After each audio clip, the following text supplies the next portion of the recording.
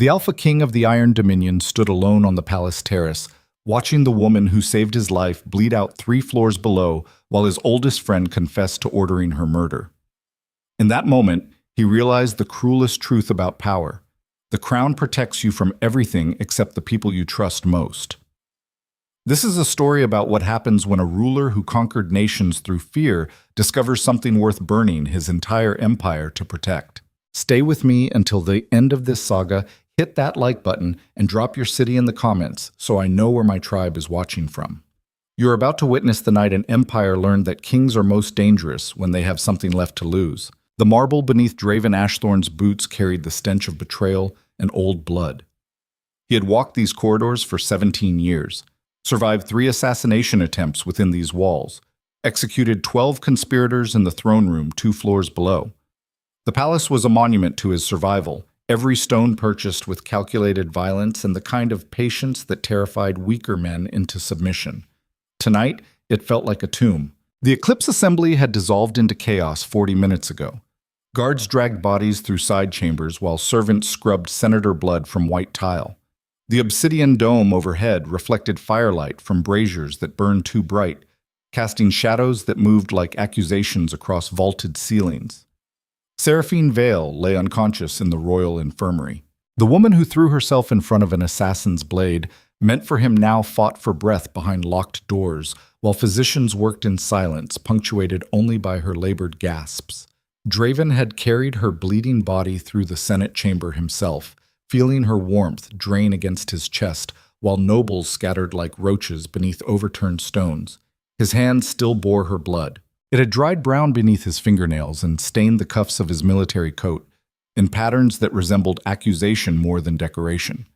He had not washed them, would not wash them, not until he understood exactly which throat he needed to open to balance the scales.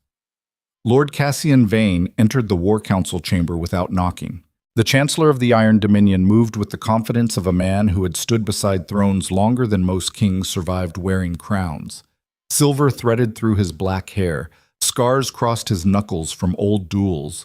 His eyes carried the particular emptiness that came from watching empires rise and fall without developing sentimental attachments to either outcome. He found Draven standing before the strategic maps that covered the western wall, staring at territorial markers like they contained answers to questions he had not yet learned to ask.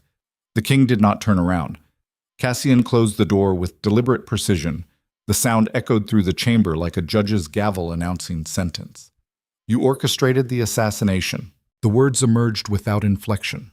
Statement, not question.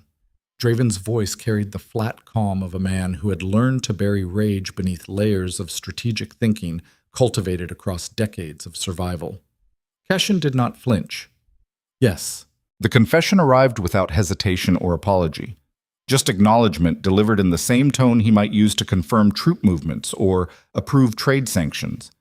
He moved to the sideboard and poured 2 glasses of amber whiskey from the decanter that had witnessed 100 late-night conspiracies.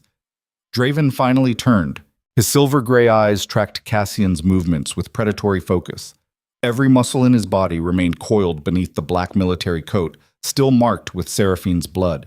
His jaw worked like he was chewing through words too dangerous to release prematurely. The Chancellor extended 1 glass toward him.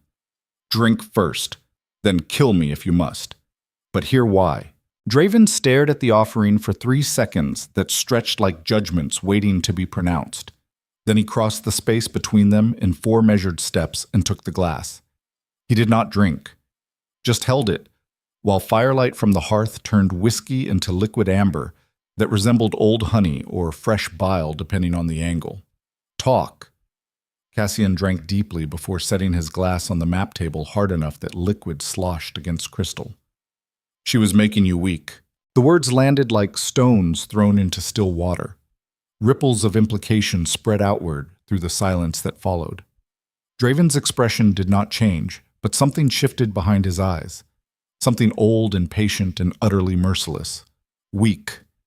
He repeated the word like he was testing its weight, tasting it, searching for the particular flavor of delusion that would drive a man to confess treason while standing within arm's reach of the person he had betrayed. Cassian met his gaze without wavering. You canceled 3 military tribunals last month because she asked you to reconsider the evidence. You commuted death sentences for nobles who deserved execution because she spoke about mercy during breakfast. You smiled, Draven, in public, like you had something worth protecting besides the Empire itself.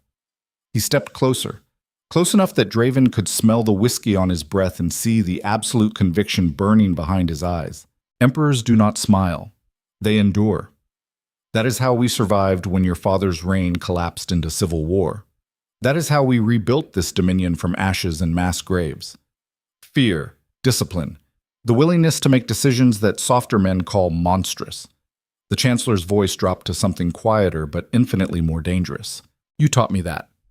17 years ago, when you took the throne at 19 with blood still wet on your hands from killing your own uncle, you said mercy was a luxury empires could not afford. You executed your father's entire council to prevent future coups. You burned 3 provinces to the ground to establish dominance. Cassian gestured toward the maps on the wall marked with territories conquered through calculated brutality. That king built an empire. The man I saw standing beside Seraphine Vale these past months, he builds vineyards and listens to poetry and delays executions because someone with soft hands and softer philosophies whispered about compassion in his ear.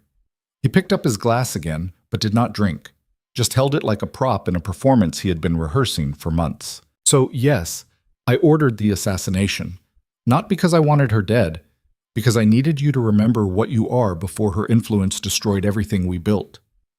The confession hung in the air between them like smoke from a funeral pyre. Draven set his untouched whiskey on the table with precision that suggested enormous restraint. When he spoke, his voice carried the particular quietness that preceded violence, the way stillness preceded earthquakes. You believe love makes men weak. Cassian's jaw tightened. History proves it. Every conquered empire, every fallen dynasty. Trace the collapse backward, and you will find a ruler who prioritized personal attachment over strategic necessity. Caesar and Cleopatra. Anthony and his Egyptian queen. Your own grandfather who lost half the northern territories because he refused to execute his treasonous wife. The Chancellor's expression hardened into something resembling pity, wrapped in iron conviction. Great kings die alone, Draven. It is the price of power. The moment you permit yourself to need another person more than you need the crown, you create a vulnerability that enemies will exploit until the entire structure collapses. He gestured toward the infirmary doors 3 floors below. Tonight proved my point. That woman threw herself in front of an arrow meant for you. Admirable, perhaps. Romantic, certainly. But strategically catastrophic. Because now you stand here considering which innocent bloodlines to exterminate in retaliation while the Empire teeters on the edge of civil war. Cassian moved closer. Close enough to be killed without effort. If she dies, you will burn the kingdom to ashes, searching for revenge. If she lives, you will burn it anyway, trying to protect her. Either outcome destroys what we built. So yes, I ordered her death. Because sometimes the cruelest mercy is removing the thing that makes a king forget he is not permitted to be human. Silence filled the chamber like water flooding a crypt. Draven stared at the man who had stood beside him through 17 years of impossible decisions and political massacres. The man who taught him that crowns were not worn, but wielded. The man who believed power demanded emotional starvation and considered love a disease requiring surgical removal. When the king finally spoke, his voice carried the weight of judgment past and sentence prepared. You are right about one thing. Cassian's eyebrows rose slightly. Surprise, or perhaps vindication. Draven continued without breaking eye contact. Love does create vulnerability. It provides enemies with targets beyond the person wearing the crown. It introduces variables that pure strategic thinking cannot account for. It makes rulers hesitate when hesitation costs lives. He picked up his whiskey glass and drank it down in a single swallow that burned through his throat like penance or preparation. But you are wrong about what that means. The king set the empty glass on the map table hard enough to crack crystal against wood. Fear creates obedience, not loyalty. I learned that watching my father's reign collapse when every alliance he built through terror dissolved the moment he showed weakness. His generals abandoned him. His council betrayed him. His entire empire evaporated because no one loved him enough to bleed when the knives came out. Draven's expression shifted into something colder than winter and twice as merciless. You think Seraphine makes me weak? I think she is the only thing preventing me from becoming the kind of monster that history remembers with horror instead of respect. Every execution I delayed, every sentence I reconsidered, every moment of mercy you interpreted as softness. Those were not weaknesses, they were proof that I could still make decisions that did not require washing blood off my hands afterward. He moved around the table with predatory grace, circling, evaluating, preparing. But tonight you reminded me why I needed her in the first place. The Chancellor's hand drifted toward the ceremonial dagger at his belt. Instinct, not intention. Survival reflexes cultivated across decades of navigating palace politics, where the distance between advisor and corpse could be measured in heartbeats. Draven noticed. Of course he noticed. Kings who survived this long developed senses that registered threats before conscious thought caught up. Without you, I become the weapon you wanted. Without her, I forget why I should care whether the empire I am building is worth inheriting. The king stopped 3 paces away, close enough to see the absolute conviction burning behind Cassian's eyes, far enough to draw steel before the older man completed whatever desperate gambit he was preparing. So here's what happens next. Draven's voice dropped to the particular calm that preceded executions. You will walk out of this chamber and summon every general who supported your conspiracy, every noble house that provided funding, every guard who knew about the assassination and remained silent. You will provide their names, their locations, and detailed confessions regarding their involvement. Cassian's expression transformed into something resembling defiant acceptance. And if I refuse, the king smiled. It was the expression of a predator that had finally stopped pretending to be domesticated.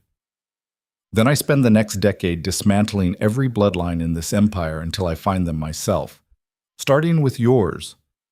The threat hung in the air like smoke from burned offerings. Cassian straightened his shoulders. When he spoke, his voice carried the steady resignation of a man who had always known his philosophies would eventually demand this price. You are making a mistake. History will prove me right. Perhaps. Draven's smile did not waver.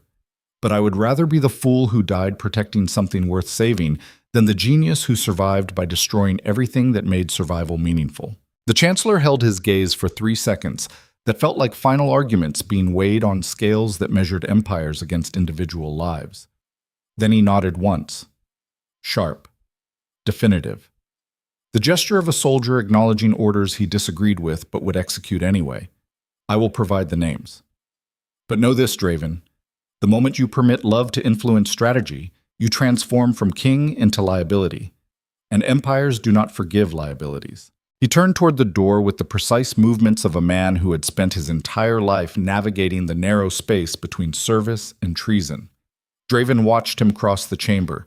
His hand remained steady on the pommel of the ceremonial sword he had not yet drawn, but absolutely would if Cassian made the wrong move in the next 5 seconds. The Chancellor reached the door, placed his palm against dark wood marked with carvings that depicted previous rulers who had faced similar impossible choices. He paused there, not turning around, just speaking toward the door like he was addressing ghosts of kings who died before learning what Draven was about to discover. When she wakes, ask yourself one question. His voice carried the particular exhaustion of advisors who had watched too many empires collapse beneath the weight of sentiment disguised as strategy. Was saving her worth the kingdom you will have to burn to keep her safe? Then he opened the door and walked into the corridor beyond, leaving Draven alone with maps of conquered territories and the particular silence that follows, confessions too honest to be entirely wrong. The king stood motionless for 17 seconds after Cassian disappeared. Then he crossed to the window overlooking the palace courtyards where snow fell through lamplight like ash from distant fires. 3 floors below, the infirmary windows glowed warm against winter darkness. Behind that glass, Seraphine fought for breath while physicians worked to repair damage caused by a blade meant for him. Draven pressed his forehead against cold glass. His reflection stared back. Silver gray eyes bloodshot from sleepless nights and political massacres. Jaw tight enough to crack teeth. Expression carved from the particular exhaustion that came from wearing crowns forged through violence and maintained through calculated fear. He looked exactly like his father had the year before everything collapsed. The realization struck like a knife between ribs. For 17 years, he had built an empire on the principle that kings survived by remaining untouchable. Emotional distance was armor. Sentiment was suicide. Every relationship was strategic, every alliance conditional, every person expendable if the price of their survival exceeded their utility. Seraphine Vale had shattered that entire philosophy by committing the unforgivable sin of making him want to survive for reasons beyond simple dominance. She taught him that power without purpose was just elaborate violence delaying inevitable collapse, that empires built on fear alone eventually devoured themselves from within, that the strongest rulers were not those who refused to love, but those who loved fiercely enough to protect what mattered without destroying it in the process. And tonight, that lesson had nearly cost her life. Draven pushed away from the window. His hands were shaking, barely noticeable, just enough tremor to remind him that beneath the crown and the calculated cruelty and the reputation that made foreign kings negotiate terms before declaring war, he was still human enough to be terrified of losing the one person who remembered that fact. The infirmary doors opened 3 floors below. A physician emerged, walking with the particular urgency that preceded either catastrophe or miracle. Draven could not tell which from this distance. Just watch the man cross the courtyard toward the War Council chambers, where royal guards waited for updates they would deliver with whatever combination of relief or devastation the situation demanded. Footsteps approached from the corridor outside, heavy boots, military cadence, the rhythmic precision of soldiers who had learned to move through palace halls without disturbing the particular silence that followed political upheaval. Captain Aldrich entered without ceremony. The head of the king's personal guard looked like he had aged a decade in the past hour. Blood splattered across his armor from subduing conspirators who resisted arrest. Exhaustion carved lines around his eyes that suggested he had witnessed things tonight that would require either whiskey or forgetting to process. He stopped 3 paces from the king and delivered his report with military efficiency. The Senate chambers are secured. 47 conspirators in custody. 12 dead during apprehension. Lord Cassian provided names of 17 additional nobles currently being located. Draven did not turn from the window. And the physician? Aldrich hesitated. Just fractionally. The pause of a man who had delivered enough catastrophic news to recognize when words required careful construction. Lady Seraphine survived the surgery. The blade missed vital organs but caused significant blood loss. Physicians say the next 12 hours will determine whether infection sets in. They are cautiously optimistic. Something uncoiled in Draven's chest. Not quite relief. Too fragile for that. Just the absence of the particular dread that had been suffocating him since watching her collapse against marble tile with his name on her lips. He finally turned to face his captain. Double the guard rotation around the infirmary. No visitors without my explicit authorization. I want reports every hour regarding her condition. And Aldrich, the captain straightened. If she dies. Draven's voice dropped to something quieter than whisper, but infinitely more lethal. Burn every noble house that supported Cassian's conspiracy. Their families, their holdings. Leave nothing but ash and memory. Aldrich did not flinch, just nodded once with the grim acceptance of a soldier who had executed worse orders in service to the same king. Understood, Your Majesty. He turned to leave but paused at the threshold. For what it is worth, the men are saying she saved your life. They are calling her the Lady of Iron, claiming she has more spine than half the senators who ran when the arrows started flying. A ghost of something resembling pride flickered across Draven's expression before discipline crushed it back into strategic neutrality. Tell the men their gossip is noted and will be ignored unless it interferes with their actual duties. Yes, Your Majesty. Aldrich left. Draven stood alone again in the War Council chamber, surrounded by maps of territories conquered through calculated violence and maintained through the kind of fear that kept empires stable and rulers isolated. He thought about Cassian's question. Was saving her worth the kingdom he would have to burn to keep her safe? The answer terrified him, because he already knew that if faced with the choice between preserving his empire and protecting the woman bleeding 3 floors below, he would watch every territory on those maps dissolve into chaos before permitting harm to reach her again. That made him either the greatest fool in the history of rulers who wore crowns, or the first king in generations who understood that empires without souls were just organized graveyards waiting for history to forget which bodies were buried beneath which stones. 3 hours later, Draven entered the infirmary. The room smelled of antiseptic and copper. Lamplight cast long shadows across white walls marked with medical instruments that resembled torture devices more than healing tools. 2 physicians worked in focused silence around the bed, where Seraphine lay motionless beneath blankets that rose and fell with shallow breaths. The king dismissed them with a gesture. They departed without argument, recognizing the particular expression that suggested their continued presence would be interpreted as either defiance or death wish, depending on how the next 5 minutes unfolded. Draven approached the bed with steps that felt heavier than they should. Seraphine's face looked pale against white pillows. Bandages wrapped around her torso where the blade had entered just below her ribs. Her dark hair spread across linen like spilled ink. Her breathing came steady but labored, each inhalation a small victory over pain and blood loss. He pulled a chair beside her bed and sat like a penitent approaching confession. This was his fault, not Cassian's conspiracy, not the assassin's arrow. His fault for believing he could wear a crown and hold something worth protecting simultaneously without one destroying the other. The Empire had taught him that kings survived by remaining untouchable. He had ignored that lesson, permitted himself to want something beyond simple dominance. And Seraphine had paid the price with blood and agony while he stood paralyzed, watching her collapse.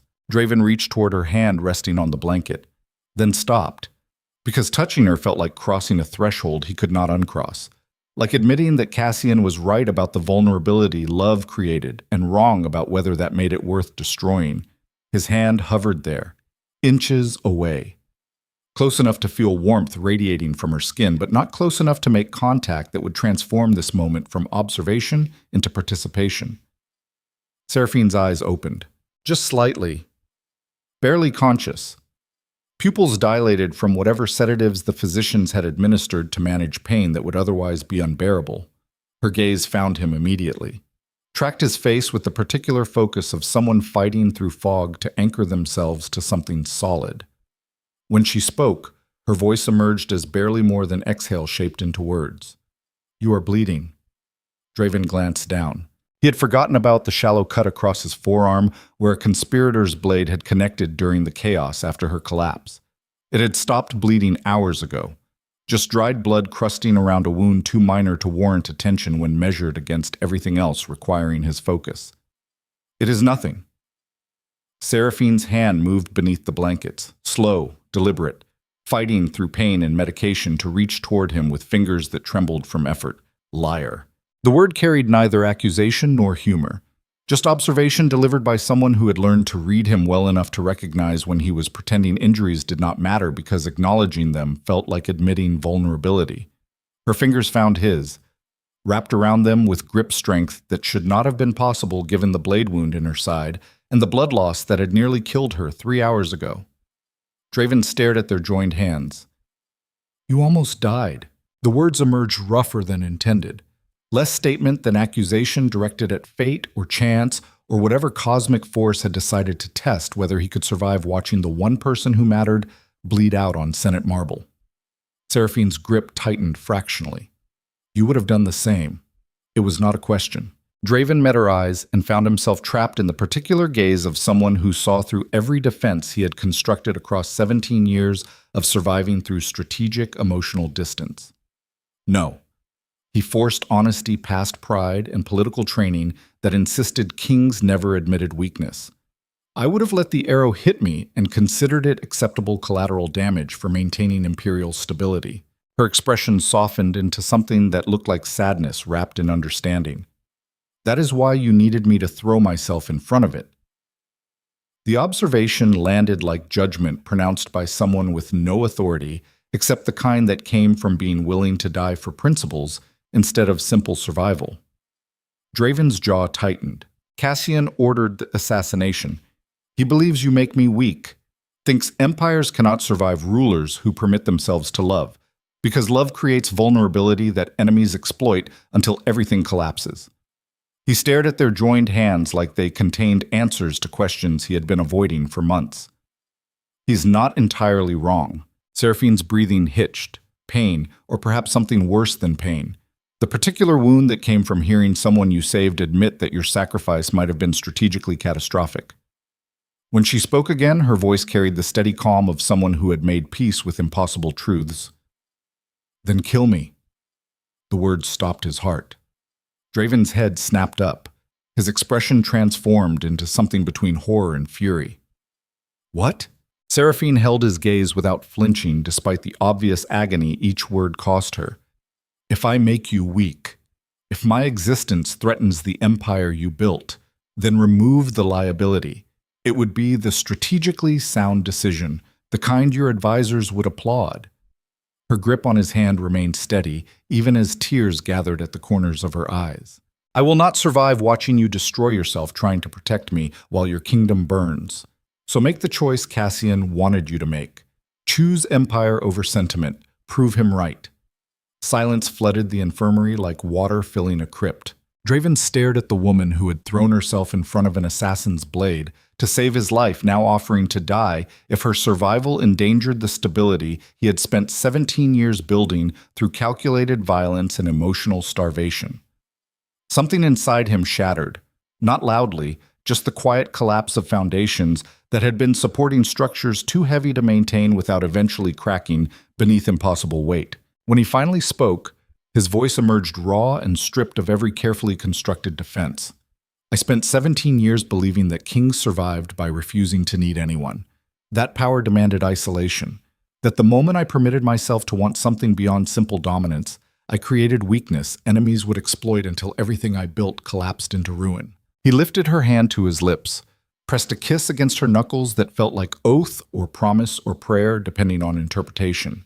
"You proved that entire philosophy was cowardice disguised as strategy." His eyes met hers with intensity that burned like winter stars. Cassian was right about one thing. "You do make me vulnerable. You provide enemies with targets beyond my own survival. You introduce variables that pure strategic thinking cannot account for."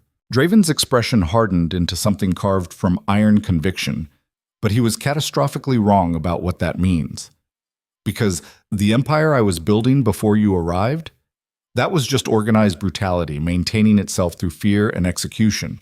No purpose beyond continued existence. No philosophy except survive at any cost. The kind of kingdom that history remembers with horror instead of respect. He stood without releasing her hand, loomed over the bed with the particular presence that made foreign kings reconsider declaring war. "You taught me that power without purpose is just elaborate violence delaying inevitable collapse. That empires built on fear alone eventually devour themselves from within because no one loves them enough to bleed when the knives come out. That the strongest rulers are not those who refuse to care, but those who care fiercely enough to protect what matters without destroying it in the process." His voice dropped to something quieter, but infinitely more dangerous. "So here's my decision, the one Cassian wanted me to make. The choice between empire and sentiment." Draven leaned close enough that Seraphine could see the absolute conviction burning behind his eyes. "I choose both, and I burn anyone who suggests that makes me weak." The declaration hung in the air like sentence pronounced and judgment prepared. Seraphine stared up at him with expression caught between relief and terror at what he was proposing. Because she understood the implications better than anyone, understood that he had just declared war on the fundamental philosophy that kept empires stable and rulers alive. "You will make enemies of everyone who believes kings must remain untouchable." Draven smiled. It was the expression of a predator that had finally stopped pretending civilization had tamed it. "Good. Let them come. Let every noble house and foreign power and political faction that thinks love makes me vulnerable test that theory personally. I will show them exactly what kind of monster mercy has been restraining." He released her hand and turned toward the door with movements that carried lethal purpose. "Where are you going?" The question emerged barely louder than breath. Draven paused at the threshold. When he looked back, his expression had transformed into something cold enough to freeze blood and patient enough to terrify anyone who understood what it meant when kings stopped pretending compassion constrained them. To execute every conspirator Cassian named. To dismantle every bloodline that supported his philosophy. To rebuild this empire into something worth protecting instead of just surviving. His eyes met hers one final time, And when I am finished, the entire continent will understand that the Alpha King of the Iron Dominion is most dangerous precisely because he has something worth burning the world to keep safe. He walked into the corridor beyond. Behind him, Seraphine lay bleeding in the infirmary, staring at the ceiling while comprehending the terrible truth Draven had just embraced. Love had not made him weak. It had removed the final restraint preventing him from becoming the most terrifying ruler in the history of empires built on calculated fear and impossible sacrifice. And somewhere in the palace dungeons 3 floors below, Lord Cassian Vane sat in darkness, understanding exactly what he had unleashed by believing sentiment could be surgically removed from men who wore crowns forged through violence. The Iron Dominion trembled, because kings who fought only for survival were predictable. But kings who fought to protect the one thing that reminded them they were still human? Those kings burned continents and called it mercy. The War Council convened at dawn 3 days after Cassian's execution. Draven stood at the head of the obsidian table, where territorial maps spread like accusations across polished stone. Military generals flanked both sides, their expressions carved from the particular tension that came from serving a king who had just executed his oldest advisor and dismantled 4 noble houses before breakfast. Captain Aldrich presented the intelligence reports with clipped efficiency that suggested he had been awake for 36 hours conducting damage assessment. The northern provinces are in open revolt. Lord Matthias Crane declared independence 2 hours ago and is rallying support from 6 neighboring territories. He claims you have become a tyrant corrupted by sentiment and unfit to rule.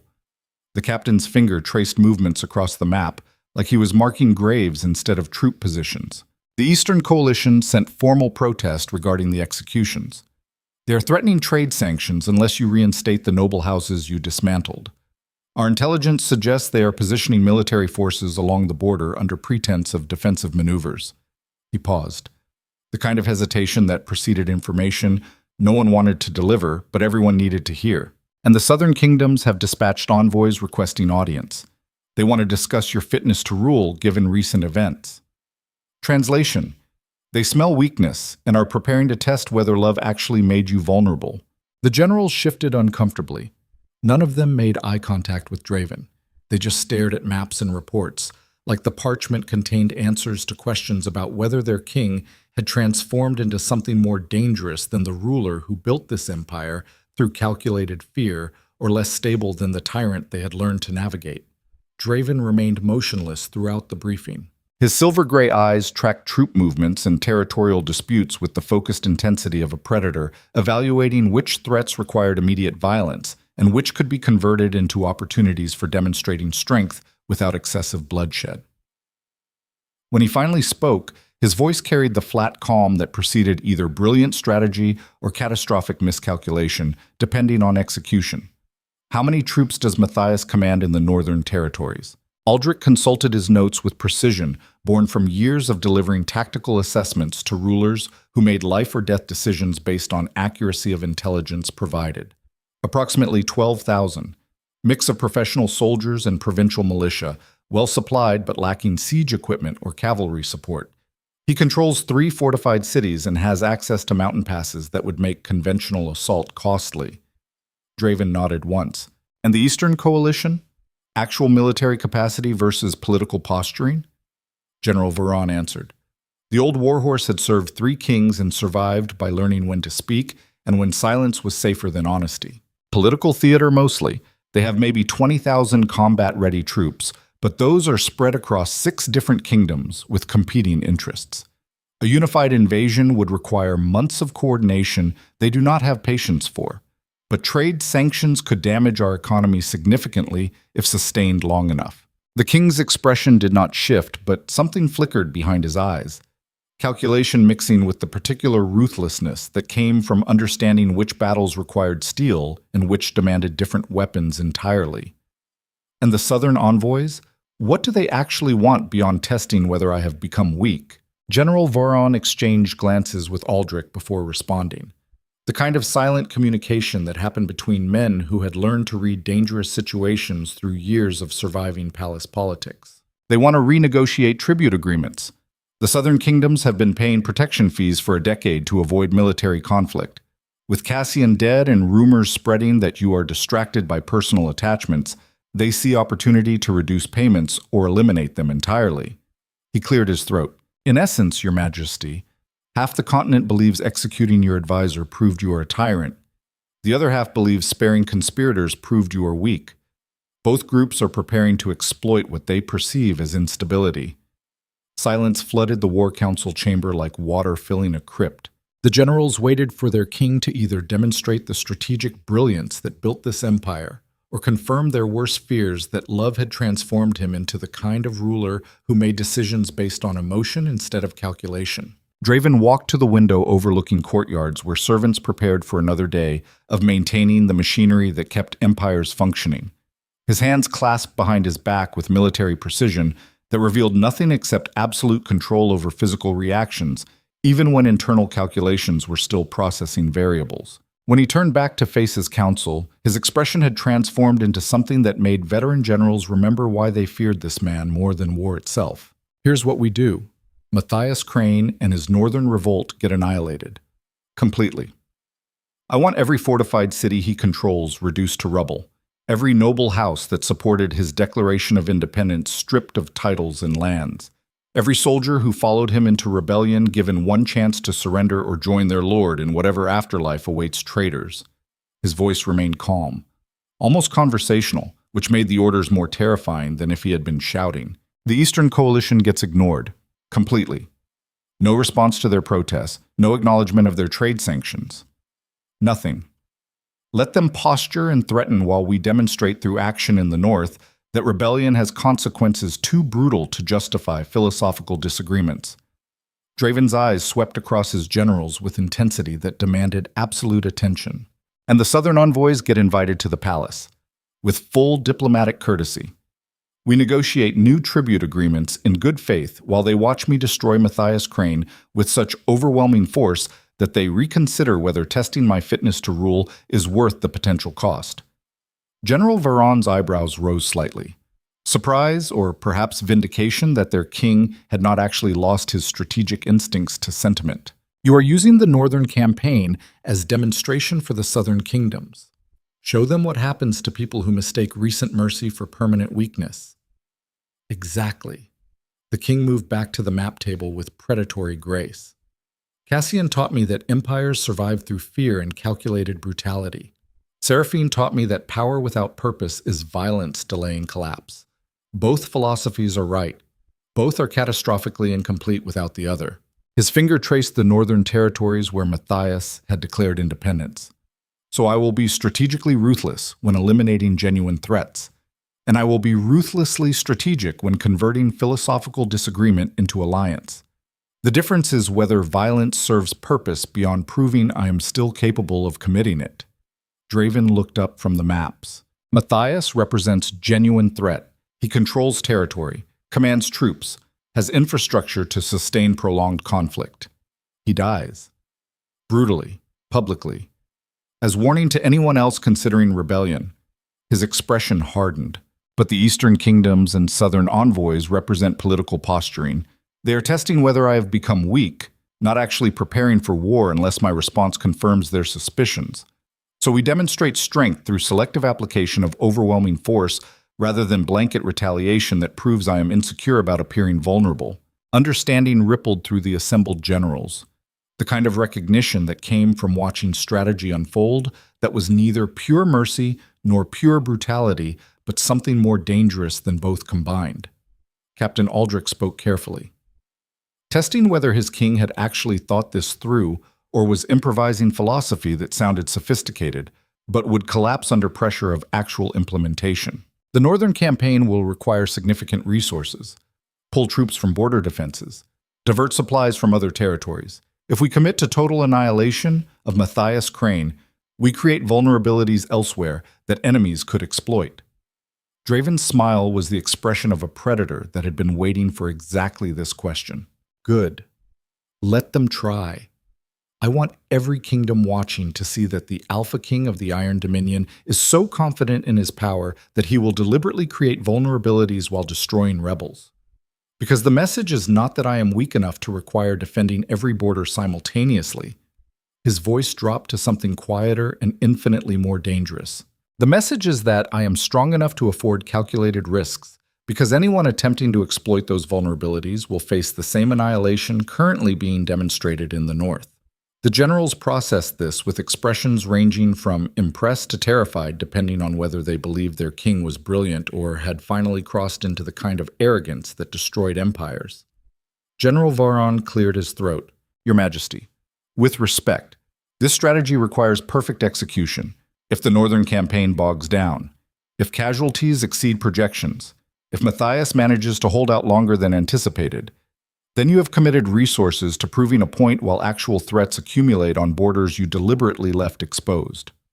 He met Draven's gaze with the steady courage of a man who had survived 3 kings by learning when honesty was more valuable than obedience. One miscalculation, one unexpected resistance, one supply line that fails, and this entire strategy transforms from brilliant demonstration into catastrophic overreach that confirms exactly what your enemies suspect. Silence stretched between king and general. The rest of the council held collective breath, waiting to see whether Draven would execute the man for questioning his judgment or acknowledge the legitimate concern. The king's expression remained unreadable for 3 seconds that felt like judgment being weighed on scales that measured empires against individual wisdom. Then he nodded. You're absolutely right. This strategy is high risk. It requires perfect execution and leaves minimal margin for error. One significant miscalculation and I transform from strong ruler willing to take calculated risks into overconfident tyrant whose arrogance exceeded his capacity. Draven's eyes swept across his council, which is why I am not going to lead the northern campaign personally. Captain Aldrich commands the operation with full authority to adjust tactics as situations develop. I remain here managing diplomatic negotiations and ensuring borders do not actually collapse while resources are committed north. He turned to Aldrich. You have 3 weeks to break Matthias Crane completely. Overwhelming force. Minimal casualties on our side. Maximum psychological impact on anyone watching. Can you deliver that?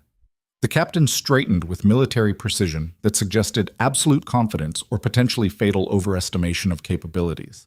3 weeks is aggressive timeline for total annihilation, but achievable if we commit sufficient resources, and Matthias makes expected tactical errors that arrogant rebels typically make.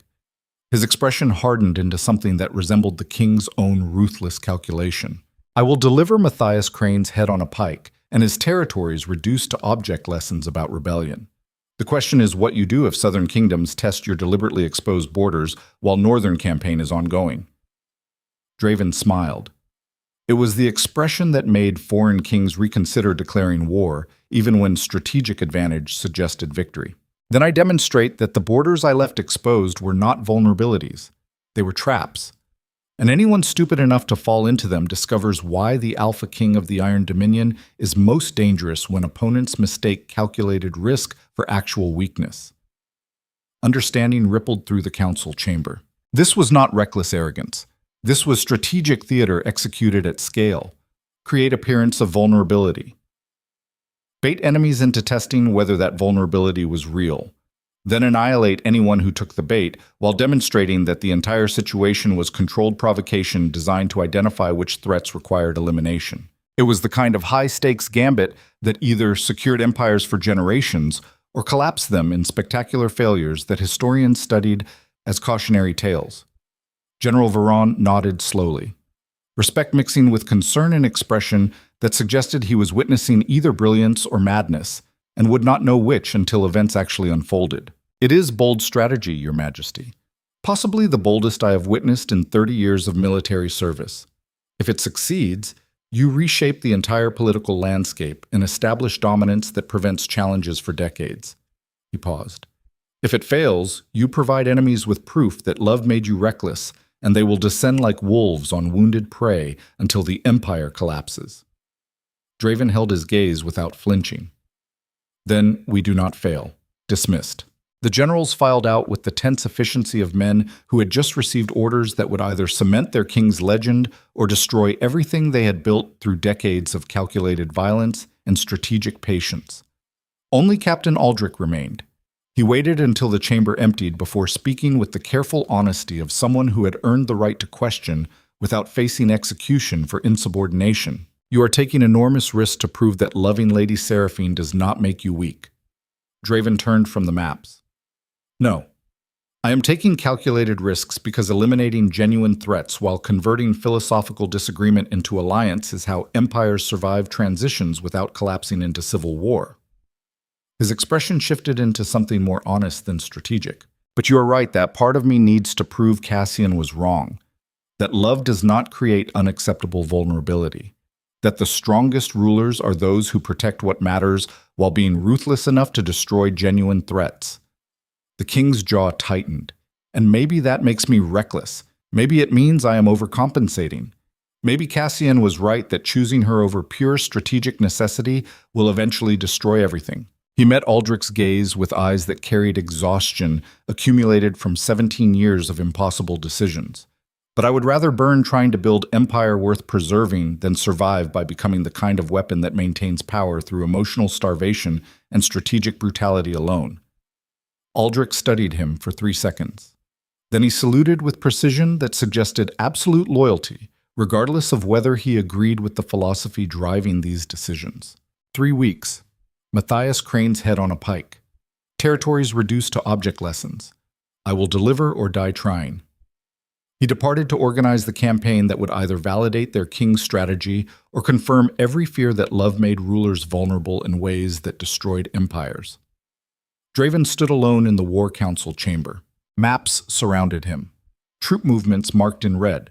Supply lines traced in black. Territorial disputes highlighted in colors that resembled blood or warning depending on interpretation. He thought about Cassian's final words, that choosing love over empire would destroy everything they built. The old advisor was probably right about the risks.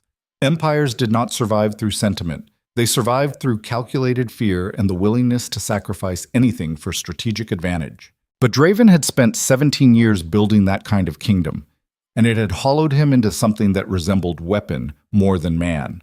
Every alliance conditional, every relationship transactional, every person expendable if the price of their survival exceeded utility. Until Seraphine threw herself in front of an assassin's blade and shattered his entire philosophy by teaching him that power without purpose was just violence maintaining itself through momentum instead of meaning. So he would test whether empires could survive rulers who loved fiercely enough to protect what mattered, while being ruthless enough to destroy genuine threats. And if that experiment failed, at least he would fail trying to build something worth preserving, instead of succeeding at maintaining organized brutality that called itself civilization. The infirmary door opened quietly. Seraphine entered despite physicians' protests that she needed rest instead of walking through palace corridors 3 days after surviving blade wounds that should have killed her. She found Draven standing at the window overlooking courtyards where soldiers prepared for northern deployment. Her approach made no sound, but he sensed her presence anyway. The way predators recognized when something entered their territory regardless of stealth employed. He did not turn around. "You should be resting." His voice carried concern wrapped in the particular frustration that came from caring about someone who refused to acknowledge limitations. "So should you." Seraphine crossed the chamber until she stood beside him, close enough to see exhaustion carved into features that had forgotten how to rest. Close enough to smell leather and steel and the faint copper scent that never quite washed away after executing advisors who had stood beside you for 17 years. "I heard about the War Council, the Northern Campaign, the deliberately exposed borders, the high-stakes gambit designed to prove that loving me does not make you weak." She turned to face him directly. "You are risking everything to validate a point." Draven's jaw tightened, but he met her gaze without flinching. "I am risking everything to build empire worth preserving instead of just maintaining power through fear and emotional distance." His expression hardened. Cassian believed rulers survived by sacrificing what they loved for strategic advantage, that empires could not afford kings who permitted sentiment to influence decisions. And maybe he was right about the dangers. The king's voice dropped to something quieter and more honest. "But I spent 17 years following that philosophy, and it hollowed me into a weapon that maintained dominance without understanding why dominance mattered beyond simple survival. You taught me that power without purpose is violence, delaying collapse. So yes, I am taking risks to prove that empires can survive rulers who love fiercely while being ruthless enough to destroy genuine threats." He looked back toward the courtyards. And if I'm wrong, at least I will fail trying to build something worth the cost of all this blood, instead of succeeding at maintaining organized brutality that calls itself civilization. Seraphine studied his profile with expression caught between pride and terror, because she recognized what was happening. He was transforming into something new. Not the emotionally distant tyrant who built empires through calculated fear, not the gentle sovereign she had encouraged through conversations about mercy and compassion. Something far more dangerous. A king who had learned to wield both philosophies simultaneously. Strategic brutality when eliminating genuine threats. Fierce protection when defending what mattered. The willingness to take calculated risks that would either reshape empires or destroy them depending on execution. And she had created him. By throwing herself in front of that arrow, by surviving blade wounds through sheer refusal to surrender, by teaching him that the strongest rulers were those who protected what mattered while being ruthless enough to recognize when protection required violence. When she spoke, her voice carried the steady calm of someone delivering truth that would either strengthen foundations or shatter them completely. You are using military campaigns and diplomatic theater to prove philosophical point about whether love makes rulers weak. That is exactly what Cassian accused you of, making decisions based on emotion instead of pure strategic necessity. Draven's expression flickered, just momentarily, the first crack in absolute conviction. Seraphine continued without breaking eye contact. The Northern campaign is strategically sound. Matthias represents genuine threat requiring elimination, but deliberately exposing borders while resources are committed elsewhere? That is not calculated risk. That is you needing to demonstrate that loving me does not make you vulnerable. She moved closer until they were inches apart. And here is the brutal truth you are avoiding. It does make you vulnerable, not weak. Vulnerable. There is difference. Cassian was wrong that vulnerability equals weakness, but he was right that it creates exposure enemies will exploit if you are not careful about distinguishing between strategic necessity and emotional need to prove something. Her hand found his with grip that suggested strength despite blade wounds that made breathing feel like knives between ribs. So I'm asking you directly, is this campaign about eliminating threats and reshaping political landscape? Or is it about proving to yourself that choosing me over Cassian's philosophy was right decision? Silence flooded the chamber. Draven stared at the woman who had just articulated the exact question he had been avoiding since executing his oldest advisor and dismantling the fundamental philosophy that kept him alive for 17 years. When he finally answered, his voice emerged raw and stripped of strategic pretense. Both. And I do not know which motivation is driving which decision anymore. He turned to face her fully. Matthias needs to die. That is strategic necessity. He controls territory and commands troops and represents genuine threat to stability. But you are right that deliberately exposing borders while committing resources north is me needing to prove that I am still strong enough to afford calculated risks despite loving you.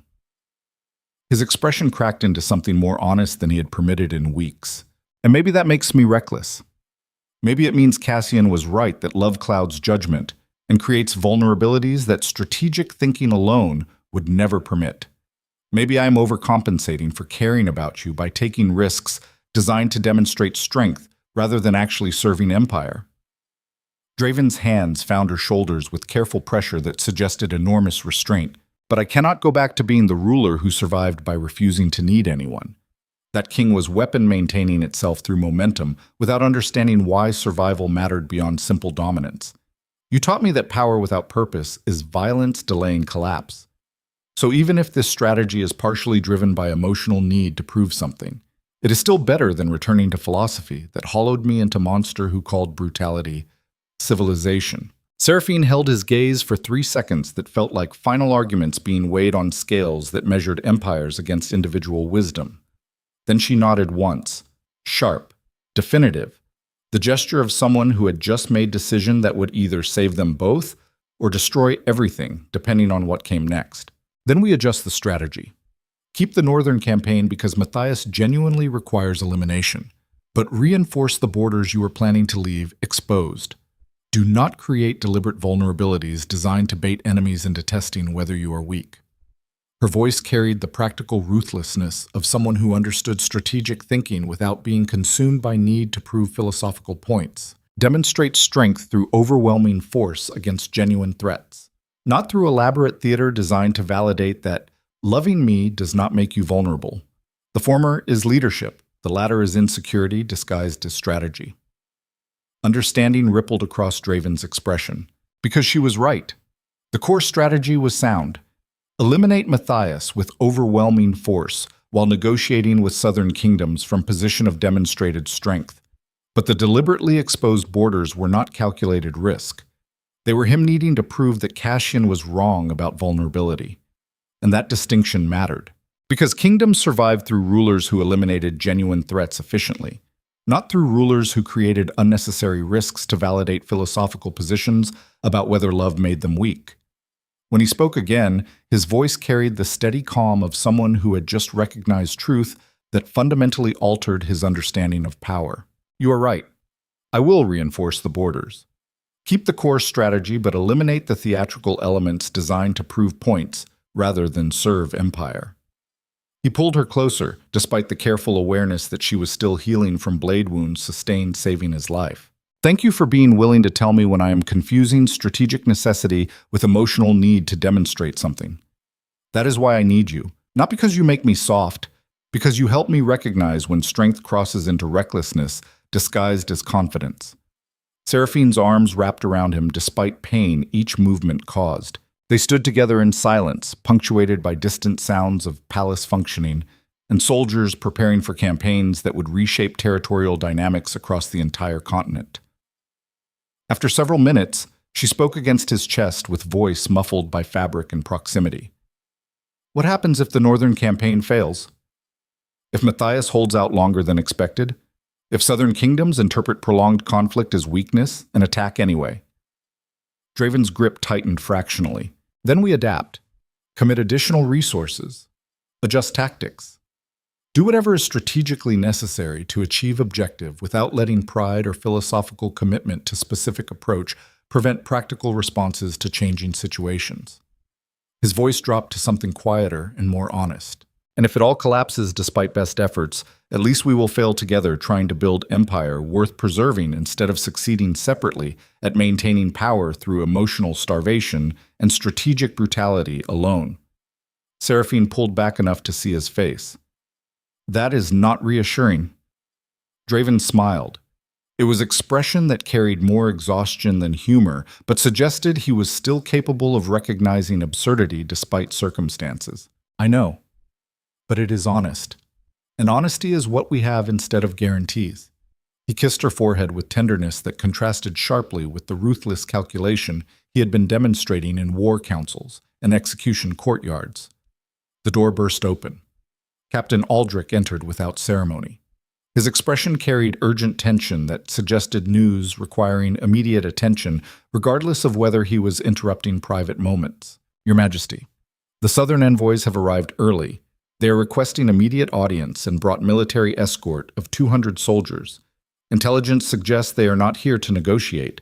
They are here to deliver ultimatum. Draven's expression transformed instantly. Gone was the exhausted ruler seeking comfort in arms of someone who made survival feel worthwhile. Back was the Alpha King of the Iron Dominion, who had built empire through calculated violence and strategic patience. What kind of ultimatum?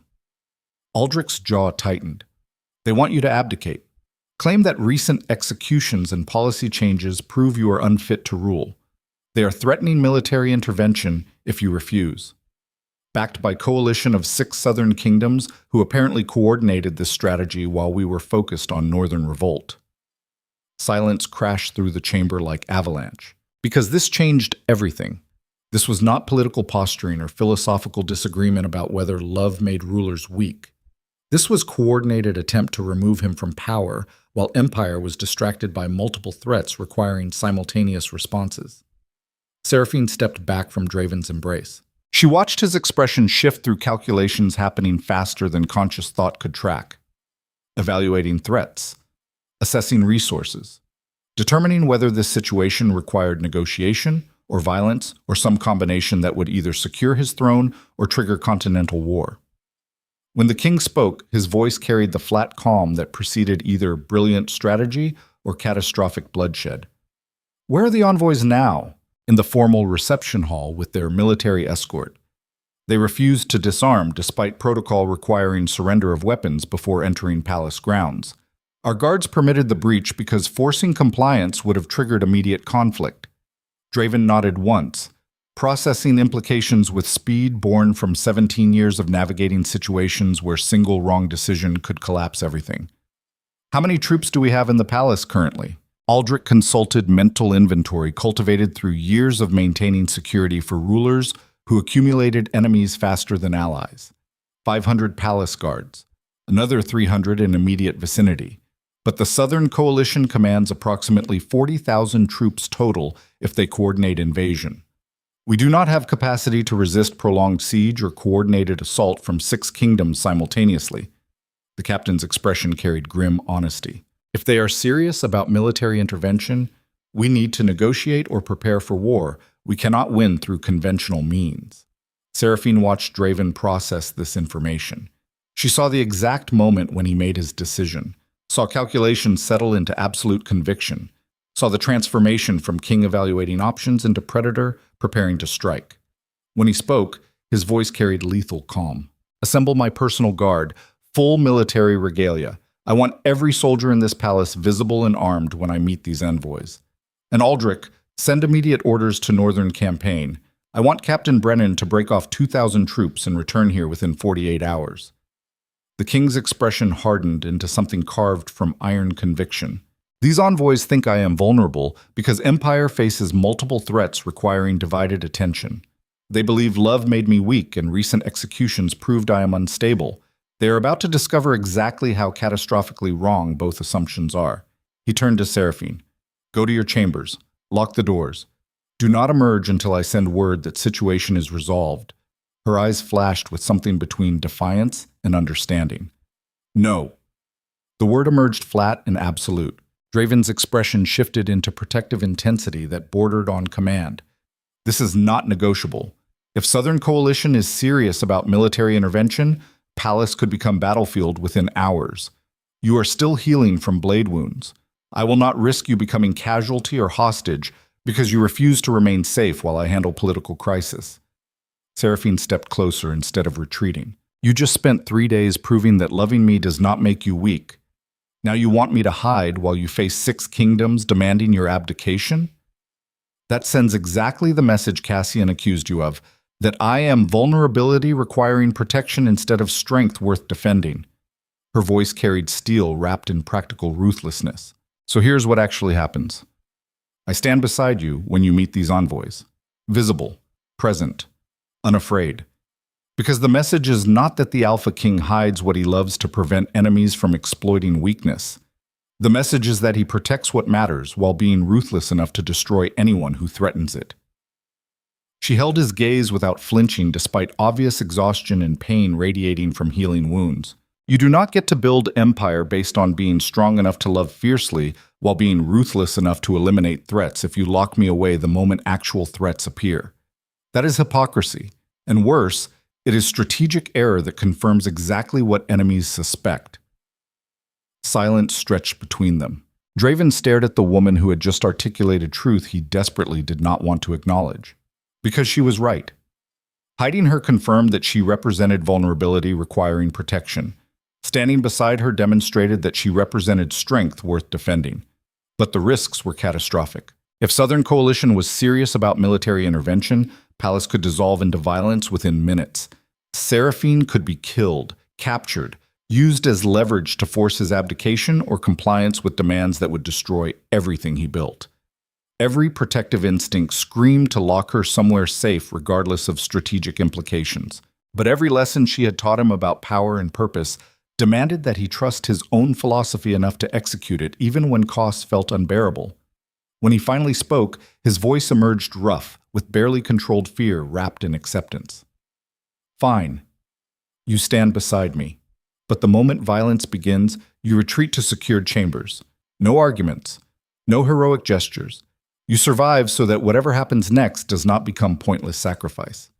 Seraphine nodded once. Agreed. Draven turned to Aldrich. Make it happen. Full military presence, every guard visible and ready. I want these envoys to understand they are not negotiating from position of strength, regardless of how many troops their coalition commands.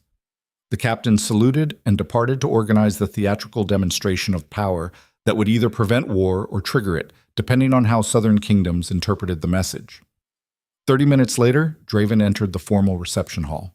The space had been designed to intimidate through sheer architectural excess. Vaulted ceilings stretched 4 stories high. Marble columns lined both walls carved with scenes depicting previous rulers crushing rebellions through overwhelming force. Stained glass windows filtered light into colors that resembled blood, or warning depending on angle. The southern envoys waited at the far end. 6 men representing 6 kingdoms. They wore formal diplomatic attire but moved with military precision that suggested combat experience disguised as political theater. Their 200-soldier escort lined the walls with weapons visible despite protocol violations. Draven walked the length of the hall flanked by his personal guard. Every step echoed through space designed to amplify sound until footfalls resembled drum beats marking execution cadence. His expression remained carved from absolute conviction. No fear, no uncertainty, just the lethal calm of predator approaching prey that had made catastrophic error in judgment. Seraphine walked beside him. Her presence caused visible reaction among southern envoys, surprise mixing with calculation as they reassessed strategy that had apparently assumed the king's attachment to her made him vulnerable in ways they could exploit. She wore formal court attire despite healing blade wounds. Her posture remained perfect despite obvious pain each step caused.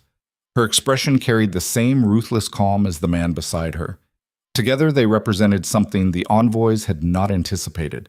Not king protecting weakness, not ruler compromised by sentiment, but sovereign and consort who had learned to wield both philosophies simultaneously. Strategic ruthlessness when eliminating threats. Fierce protection when defending what mattered. The most dangerous kind of power. Draven stopped 10 paces from the lead envoy.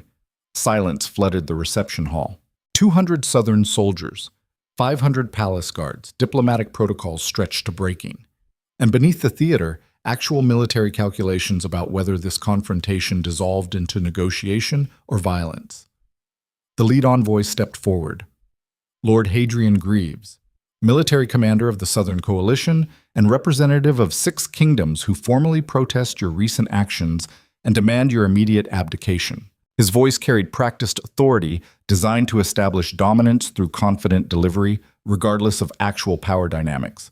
Draven's expression did not shift. Protest noted, demand denied. You may leave.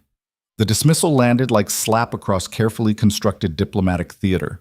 Lord Hadrian's jaw tightened, but he maintained composure with discipline that suggested military training overcame personal insult. Your Majesty, this is not simple protest.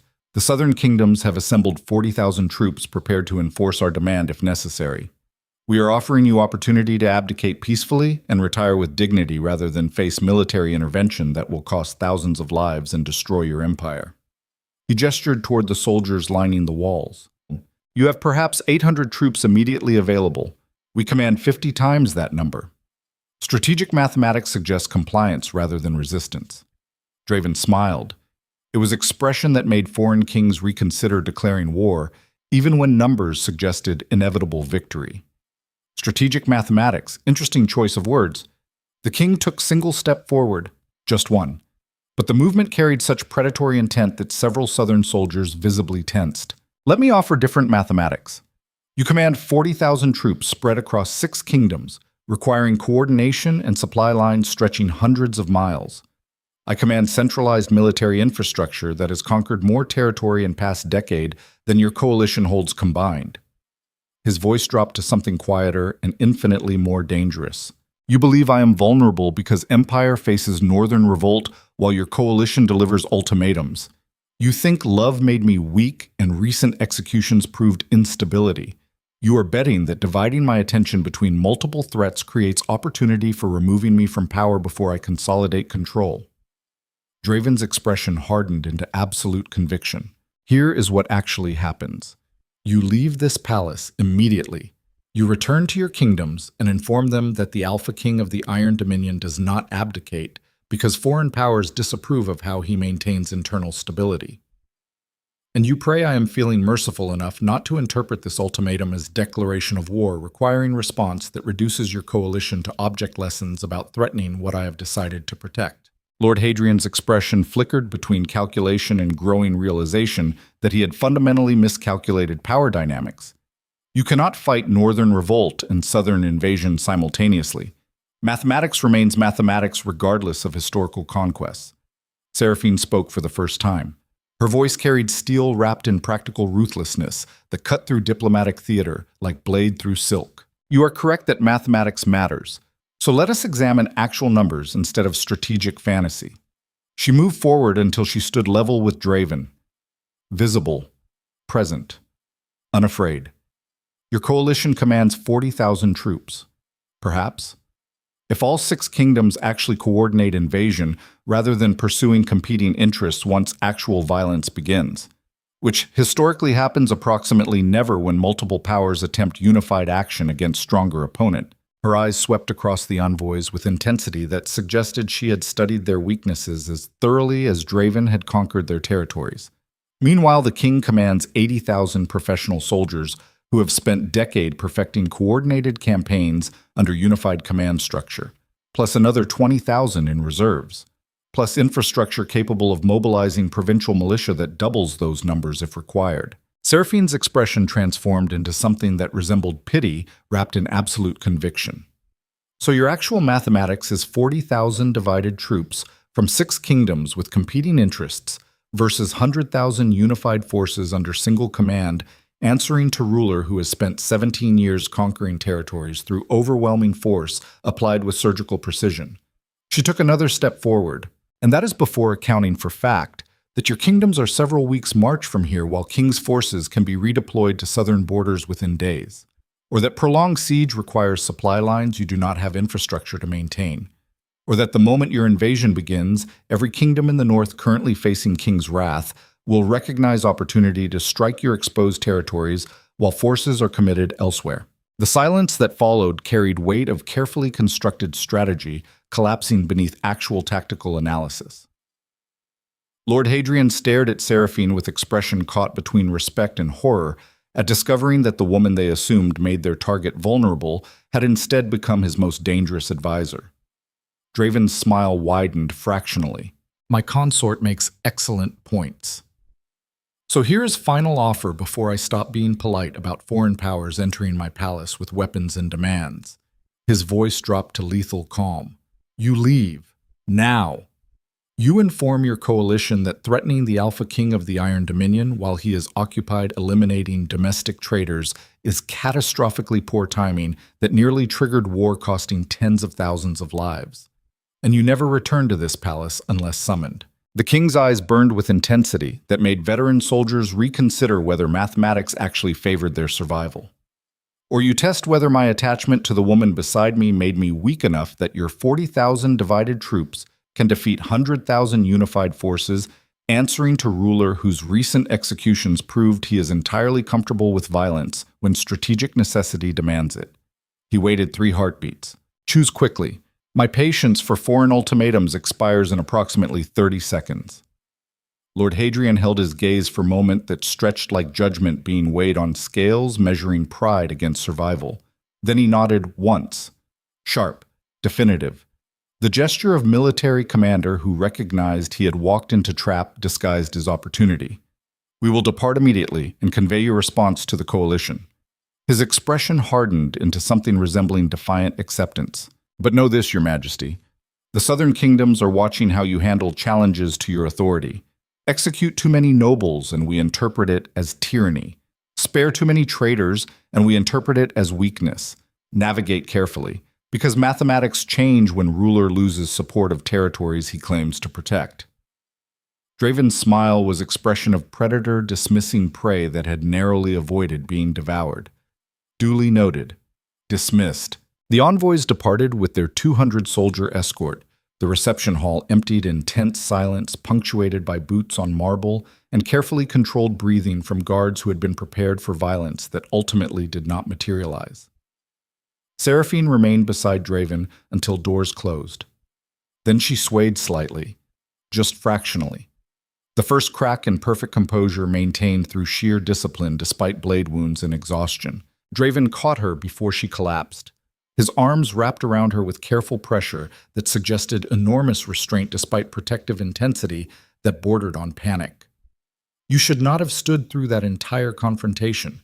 The wounds are not healed enough for that kind of sustained effort. Seraphine's laugh emerged rough and strained. Worth it. Did you see Hadrian's expression when I demolished his strategic mathematics? He came here expecting to negotiate with king made vulnerable by love.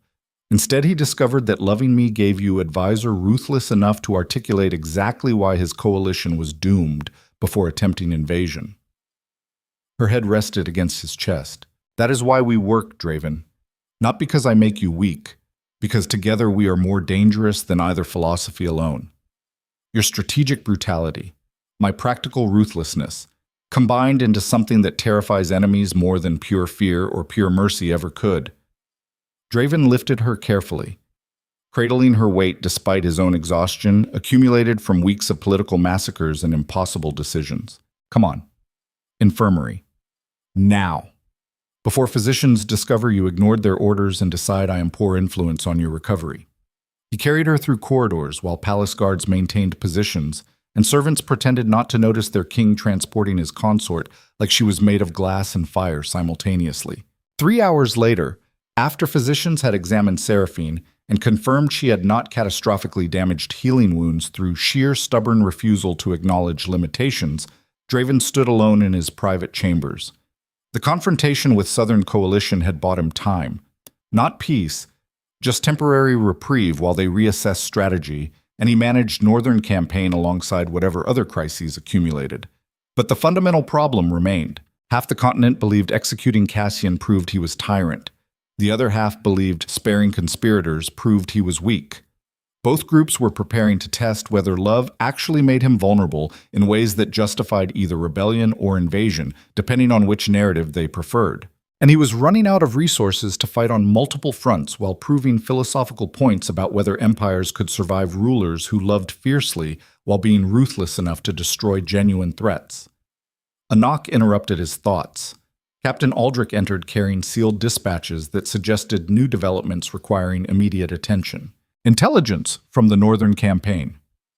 Matthias Crane is not collapsing as quickly as anticipated. He has fortified positions in mountain passes and is receiving support from unexpected allies.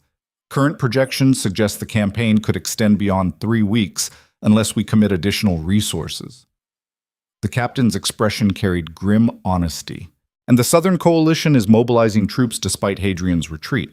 They're not preparing immediate invasion, but positioning forces to exploit any weakness that emerges from prolonged northern conflict. He set the dispatches on the desk. Your Majesty, we are approaching decision point. Commit additional resources to northern campaign and risk exposing ourselves elsewhere. Or accept prolonged conflict that allows enemies to interpret extended campaign as weakness, requiring exploitation. Draven read the reports with focused intensity. Everything Seraphine had warned him about was materializing. The high-stakes gambit designed to prove strength through overwhelming force was encountering resistance that threatened to transform demonstration into quagmire. And every kingdom watching was calculating whether this represented miscalculation requiring punishment or temporary setback before inevitable victory. When he looked up, his expression carried exhaustion, mixed with absolute conviction. Double the forces committed north. I want Matthias broken within 10 days regardless of cost, and reinforce southern borders with troops pulled from eastern territories. His voice hardened. This is the moment Cassian warned me about, where choosing to protect what matters creates vulnerabilities that enemies exploit until everything collapses. Where love allegedly makes rulers weak enough that empires crumble beneath weight of sentiment. Draven's eyes met Aldrich's with intensity that burned like stars reflected in winter ice. And this is a moment where I prove him catastrophically wrong by being ruthless enough to commit whatever violence is strategically necessary while being strong enough to protect what matters without destroying it in the process. He stood with finality that suggested decision made regardless of potential consequences. 10 days. Matthias Crane's head on pike. Southern Coalition reminded why Alpha King of Iron Dominion is most dangerous precisely because he has something worth burning the world to keep safe. Aldrich saluted and departed to organize escalation that would either validate their king's philosophy or confirm every fear that love made rulers vulnerable in ways that destroyed empires. Draven stood alone in chambers that felt heavier than they should. Outside, the Iron Dominion trembled on edge of civil war or continental invasion, depending on how next 10 days unfolded. And somewhere in the infirmary, 3 floors below, Seraphine lay healing from blade wounds sustained, saving his life. Having just helped him navigate diplomatic crisis through practical ruthlessness that terrified foreign powers more than pure violence ever could.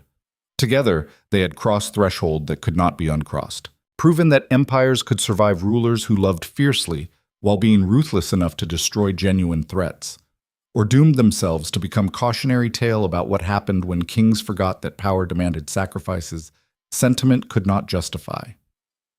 The answer would arrive in 10 days, with Matthias Crane's head, or the collapse of everything they had been trying to build. The message arrived on the 7th day. Draven stood in the War Council chamber reviewing tactical reports from the Northern Campaign when Captain Aldrich entered carrying sealed parchment marked with blood-red wax.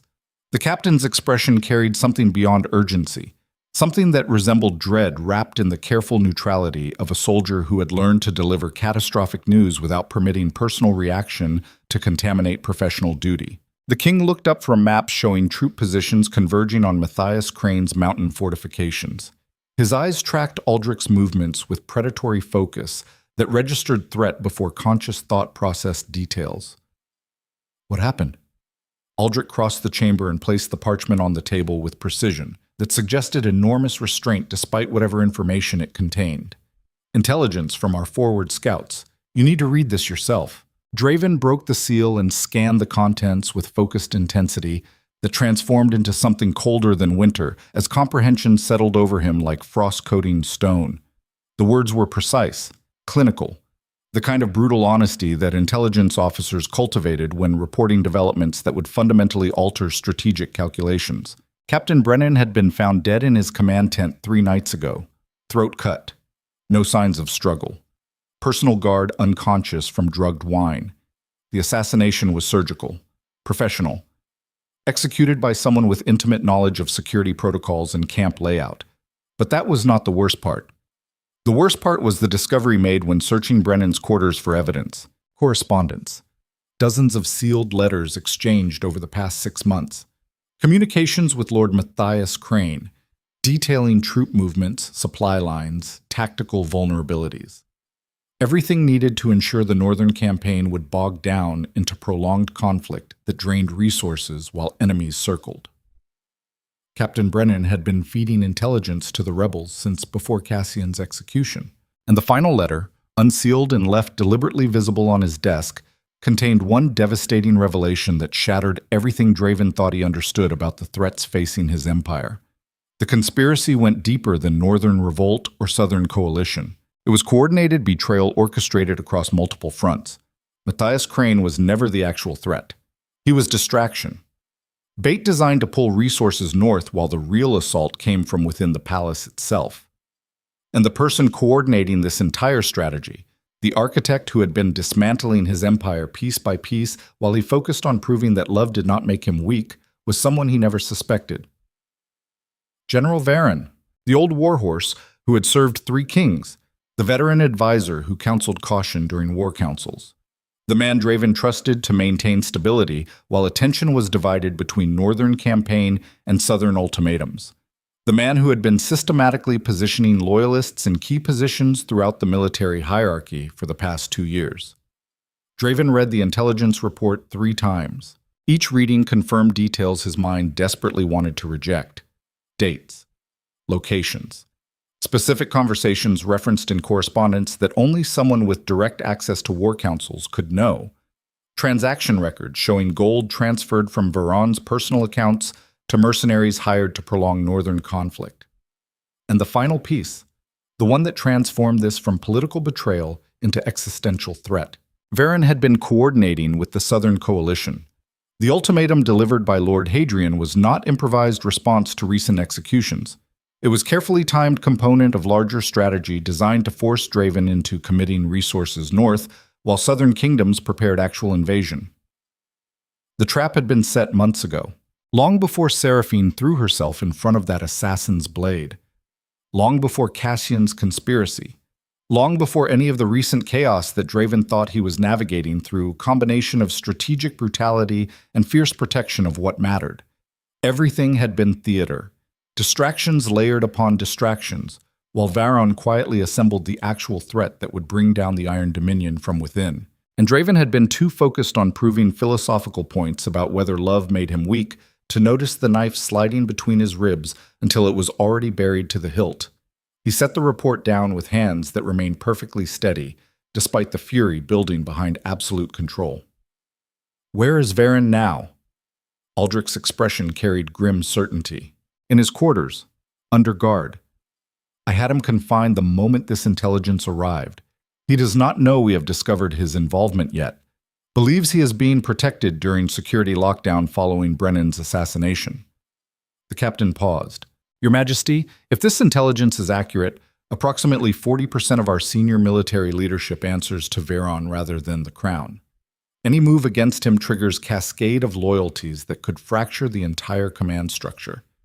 We are looking at potential civil war inside the palace itself before Southern Coalition even reaches our borders." Draven processed this with the cold calculation of someone who had spent 17 years surviving through strategic thinking, even when circumstances felt designed to destroy rational response. How much time before Southern invasion begins? Aldrich consulted reports with military precision. Current intelligence suggests 10 days, maybe 12 if weather delays their march. But if Varon's network realizes we have discovered the conspiracy, they could accelerate timeline or trigger internal coup before we can respond to external threat. He met the king's gaze with steady honesty that had kept him alive through 3 separate regimes. "We are surrounded, Your Majesty. Enemies north, enemies south, enemies embedded in our own command structure. And we have perhaps 72 hours before one of those threats moves from positioning to active assault." The silence that followed carried weight of empires balanced on edge of collapse. Draven stared at maps marked with troop movements that suddenly resembled elaborate deception rather than tactical reality. Every position reported by officers in Varon's network was potentially false. Every supply line could be compromised. Every strategic assessment contaminated by deliberate misinformation designed to ensure his responses played into larger trap. Cassian had been right. Not about love making him weak, about the fundamental danger of trusting anyone in positions of power. Because empires survived through fear and calculated distance that prevented exactly this kind of catastrophic betrayal. Draven had spent months learning to balance strategic brutality with fierce protection of what mattered, trying to prove that the strongest rulers were those who loved fiercely while being ruthless enough to destroy genuine threats. And while he was busy navigating that philosophical evolution, his most trusted general had been systematically dismantling the entire foundation beneath his feet.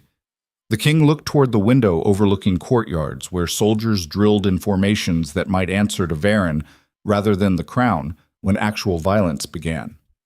When he spoke, his voice carried exhaustion that came from recognizing how completely he had been outmaneuvered. "Bring him to the isolation chamber.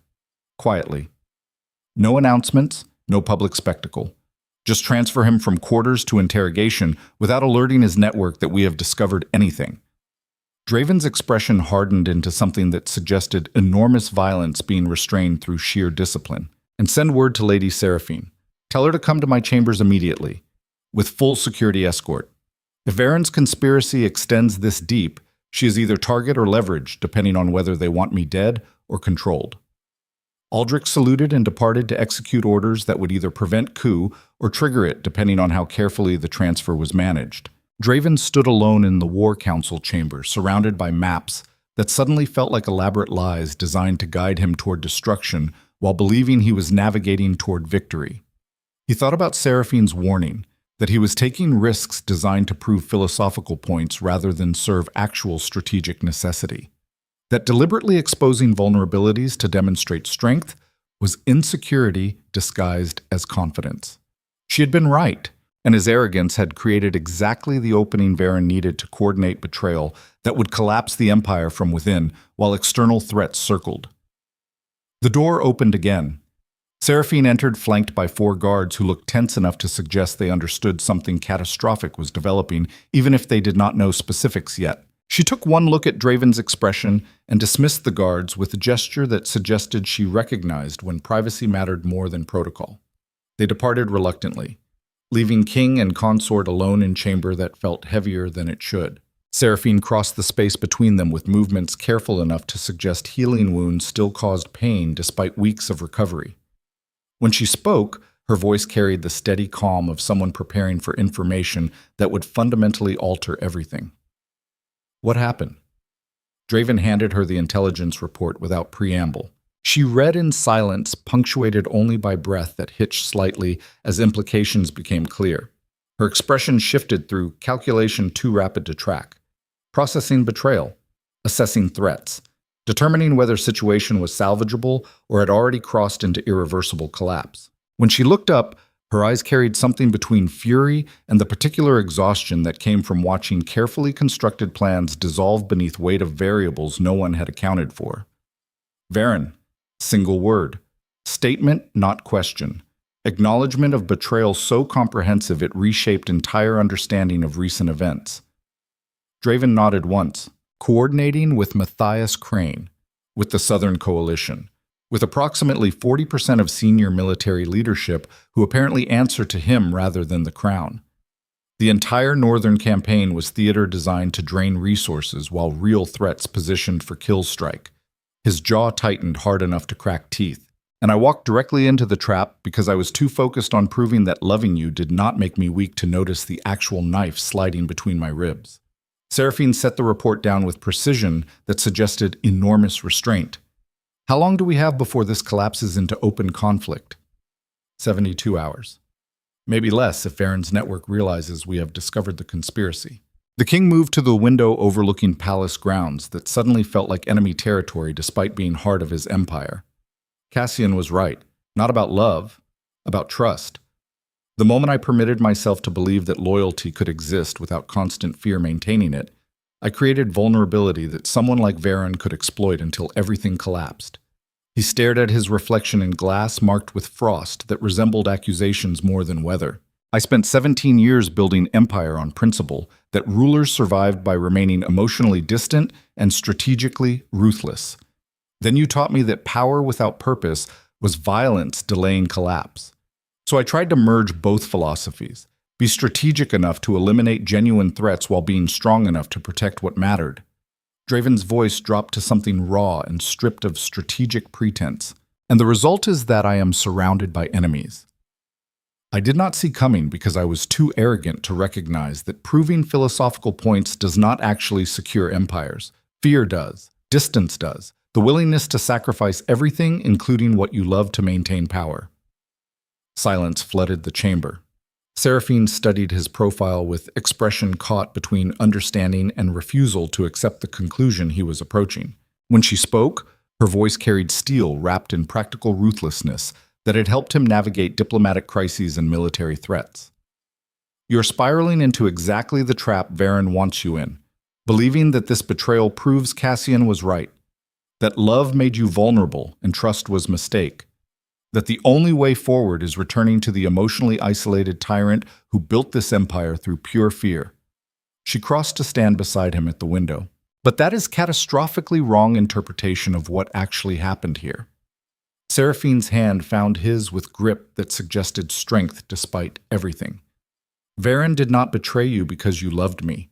He betrayed you because he saw opportunity in chaos created by Cassian's conspiracy and your response to it. The executions, the policy changes, the visible transformation from distant ruler into king who protected what mattered while eliminating threats. Her eyes met his with intensity that demanded absolute attention. That created uncertainty in military hierarchy. Officers who had served under one philosophy suddenly navigating different approach. Some adapted. Others, like Voron, saw instability as opportunity to seize power while command structure was adjusting to new reality. She squeezed his hand hard enough to hurt. So the lesson is not that love made you weak or trust was a mistake. The lesson is that major transitions create vulnerabilities that enemies exploit unless you manage those transitions carefully enough to prevent fractures in foundation. Draven stared at her with expression that suggested he desperately wanted to believe what she was saying, but could not quite convince himself it was true. 40% of senior military leadership. Seraphine. 40%. That is not opportunistic betrayal exploiting temporary instability. That is systematic dismantling orchestrated by someone who spent years positioning pieces while I was too blind to notice. His voice cracked slightly. And the worst part is that I cannot even blame him. Because strategically, he is right. A king who divides attention between protecting what he loves and maintaining empire creates exactly the vulnerability he is exploiting. Cassian tried to prevent this by removing you. Varen is attempting to remove me for the same reason. The king pulled away from her grip and turned to face her directly. Both of them believe that rulers who love are liabilities requiring elimination. And maybe they are right. Maybe the only way empires survive is through emotional starvation and strategic brutality that refuses to permit anything beyond calculated self-interest. Seraphine's expression transformed into something that resembled fury, wrapped in absolute conviction. No, they are wrong. And you know they are wrong because you have spent months proving it. The Southern Coalition retreated because we demonstrated strength together. The diplomatic crisis was resolved because I helped you recognize when violence served purpose versus when it was emotional retaliation. Her voice rose slightly. Varen's betrayal does not prove love makes you weak. It proves that some people will betray you regardless of philosophy, because they want power and see opportunity to take it. That is not indictment of your choices. That is reality of leadership. Some officers remain loyal. Others betray.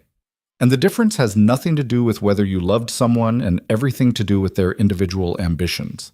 She stepped closer until they were inches apart. So here's what actually happens. You interrogate Varen, you identify every officer in his network.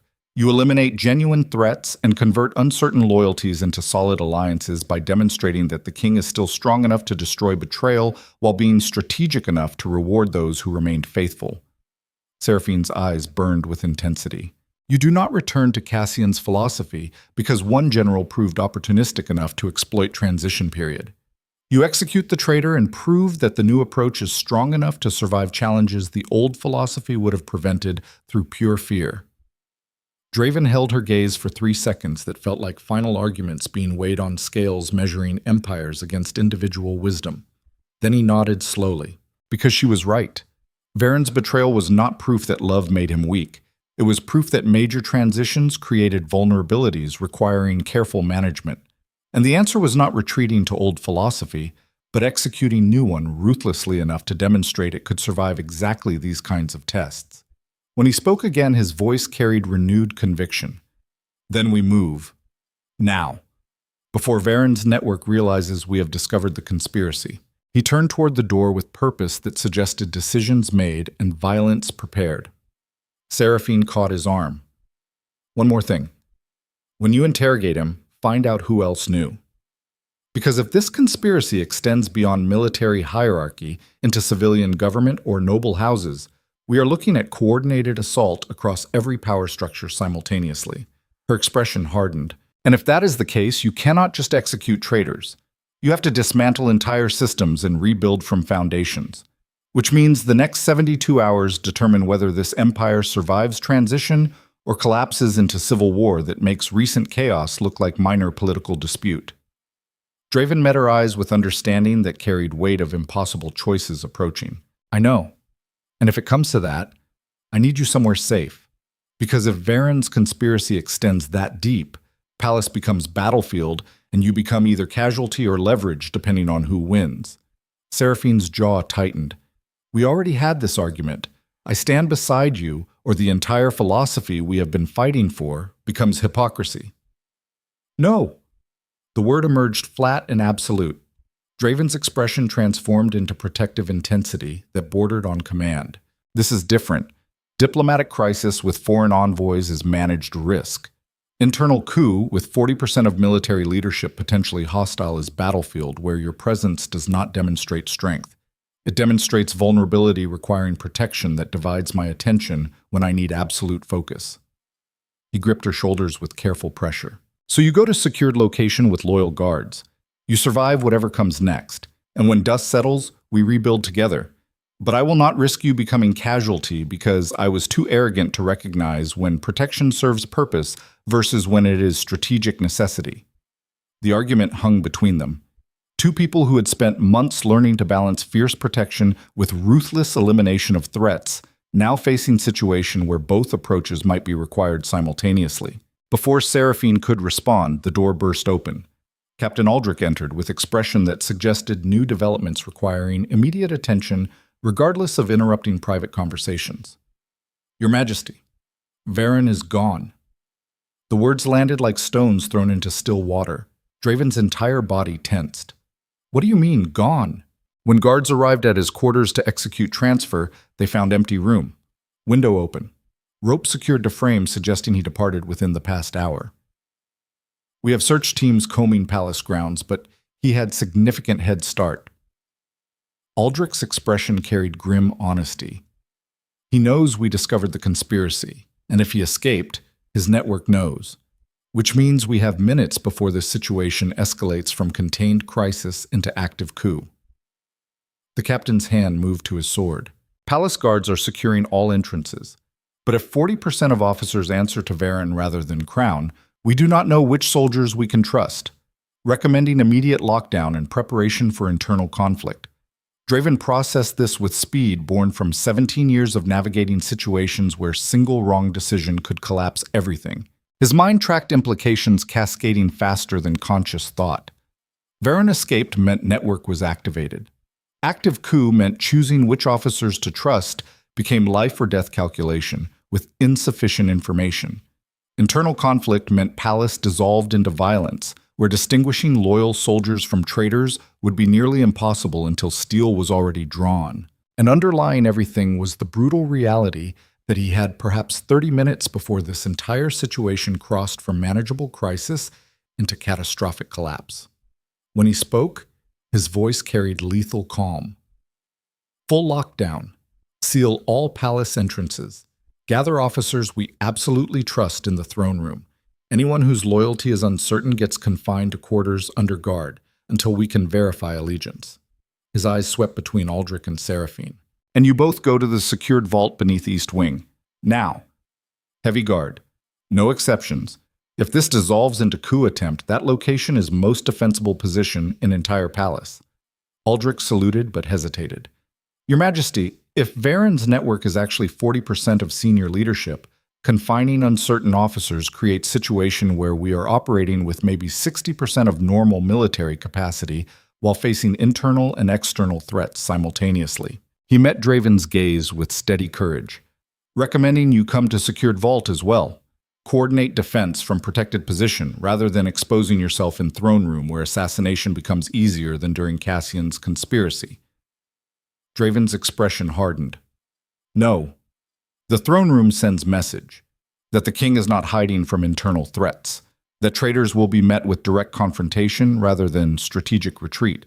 His voice carried absolute conviction despite obvious tactical disadvantages. Varen's entire strategy relies on creating perception that I am vulnerable because love divided my attention. Hiding in secured vault confirms that narrative. Standing in throne room proves he catastrophically misjudged whether sentiment made me weak or simply gave me something worth fighting for with renewed intensity. Understanding rippled across Aldrich's face.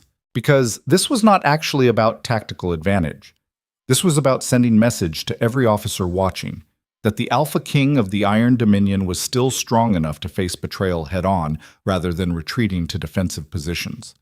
The captain nodded once and departed to execute lockdown procedures that would transform Palace into fortress within minutes, leaving Draven alone with Seraphine. She stared at him with expression caught between pride and absolute terror at what he was proposing. You are using yourself as bait, standing exposed in throne room to prove you are not afraid of Varen's network. Her voice carried steel wrapped in barely controlled fear. That is exactly what got Cassian killed. Overconfidence in your ability to survive threats you should be avoiding rather than confronting directly. Draven crossed to her and took both hands with grip that suggested this might be last time he held them. I know, but the alternative is hiding while Empire collapses because I was too afraid of dying to demonstrate that love did not actually make me weak. His eyes met hers with intensity that burned like winter stars. Everything we have been fighting for. Every philosophical argument about whether rulers can love fiercely while being ruthless enough to destroy threats. Every risk taken to prove Cassian wrong. All of it collapses if I retreat to secured vault the moment actual test arrives. He pulled her closer. So I stand in throne room, visible, present, unafraid. And I dare Varen's network to make their move while demonstrating that the king is still strong enough to cut down traitors with his own hands if necessary. Seraphine's grip tightened hard enough that her nails bit into his palms. Then I stand beside you. Same argument as before. You do not get to build philosophy based on fierce protection while being ruthless about threats if you lock me away the moment those threats materialize. No. Draven's voice emerged rougher than intended. This is different. Foreign envoys with diplomatic escort is managed theater. Internal coup with hostile officers embedded throughout Palace Guard is actual battlefield where your presence transforms from demonstration of strength into genuine vulnerability requiring protection. He released one hand to cup her face with tenderness that contrasted sharply with the lethal calculation burning behind his eyes. You survive. That is non-negotiable. Because if we both die proving philosophical point, then Cassian and Varen were both right, and empires cannot survive rulers who love. But if I die protecting what matters while you survive to rebuild, then we prove that the strongest rulers are those who fight for something beyond simple self-preservation. His thumb traced her cheekbone with careful pressure. So you go to secured vault. You live through whatever comes next. And you remember that kings who die protecting what they love are not failures. They are proof that power without purpose is violence delaying collapse. Tears gathered at corners of Seraphine's eyes but did not fall. When she spoke, her voice carried the raw honesty of someone who had just been handed a burden too heavy to carry but had no choice except to accept it. If you die because you were too stubborn to take basic precautions, I will never forgive you. Draven smiled. It was expression that carried more exhaustion than humor, but suggested he still understood absurdity despite circumstances. Fair. If I die because I was too stubborn, I probably will not forgive myself either. He kissed her. Not gently, hard enough to taste desperation wrapped in something that resembled goodbye disguised as promise. When they separated, he called for guards who appeared instantly with weapons drawn and expressions that suggested they understood Palace was on edge of violence. Escort Lady Seraphine to secured vault beneath East Wing, full protection detail. No one enters except officers on approved list. If anyone attempts to breach that location, you defend with lethal force regardless of rank or claims of authority. The guards saluted and moved to flank Seraphine with professional efficiency. She held Draven's gaze for 3 seconds that felt like final arguments being weighed on scales measuring survival against philosophical conviction. Then she turned and walked toward secured vault that might become tomb or sanctuary, depending on how next 72 hours unfolded. Draven watched until she disappeared around corner. Then he turned toward throne room with movements that carried predatory grace despite exhaustion accumulated from weeks of political massacres and impossible decisions. The hallways felt different. Every soldier he passed could be loyal guard or Varen's conspirator waiting for opportunity to strike. Every shadow might conceal assassination attempt. Every sound resembled preparation for violence that was approaching faster than defensive measures could prevent. He reached the throne room to find 50 officers assembled. Captain Aldrich had worked quickly. The gathered soldiers represented absolute core of verified loyalty. Men who had served since Draven took the crown 17 years ago. Veterans who had proven themselves through multiple coups and assassination attempts. But 50 officers against potentially hundreds in Varen's network was mathematics that did not favor survival if actual conflict began. Draven ascended to the throne with movements that suggested absolute confidence despite tactical disadvantages. He sat. The crown rested heavy on his head, forged from metal reclaimed from battlefields where his ancestors conquered territories through calculated brutality. Symbol of power maintained through fear and strategic distance that prevented exactly the kind of betrayal currently threatening to destroy everything. The assembled officers stood at attention, waiting for their king to either demonstrate the strategic brilliance that built this empire or confirm their worst fears that love had made him reckless enough to get them all killed. When Draven spoke, his voice carried through the chamber with authority that demanded absolute attention. General Varon has betrayed the Iron Dominion. He coordinated with Northern rebels and Southern coalition to dismantle this empire from within while I was distracted by multiple threats. His network extends through approximately 40% of senior military leadership. Silence crashed through the throne room. The officers processed this information with expressions ranging from shock to grim vindication, depending on whether they had suspected Varen or trusted him completely. Draven continued without pause. He escaped custody approximately 1 hour ago, which means his network knows we have discovered the conspiracy, which means we have minutes before they make their move, either assassination attempt, or full coup designed to remove me and install Varen as regent, claiming to restore stability after my recent tyranny. The king's eyes swept across assembled faces. So here's what happens. You 50 represent absolute core of verified loyalty. You defend this throne room against whatever comes next. You trust no one outside this chamber unless they can provide coded verification I am about to give you. He stood from the throne with fluid grace. And if I fall, if Varen's network succeeds in killing me, you retreat to secured vault where Lady Seraphine is located. You protect her with same intensity you would protect this crown, because she carries the philosophy that makes this empire worth preserving instead of just organized brutality maintaining itself through momentum. Understanding rippled through the chamber. Captain Aldrich stepped forward. Your Majesty, with respect, standing exposed in throne room while Varen's network prepares assault is tactical suicide. Recommend fallback to secured position where we can coordinate defense with actual advantage rather than symbolic gesture.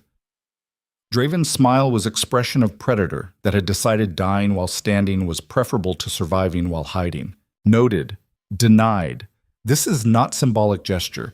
This is a message that the Alpha King of the Iron Dominion does not retreat from internal threats, regardless of mathematics suggesting he should.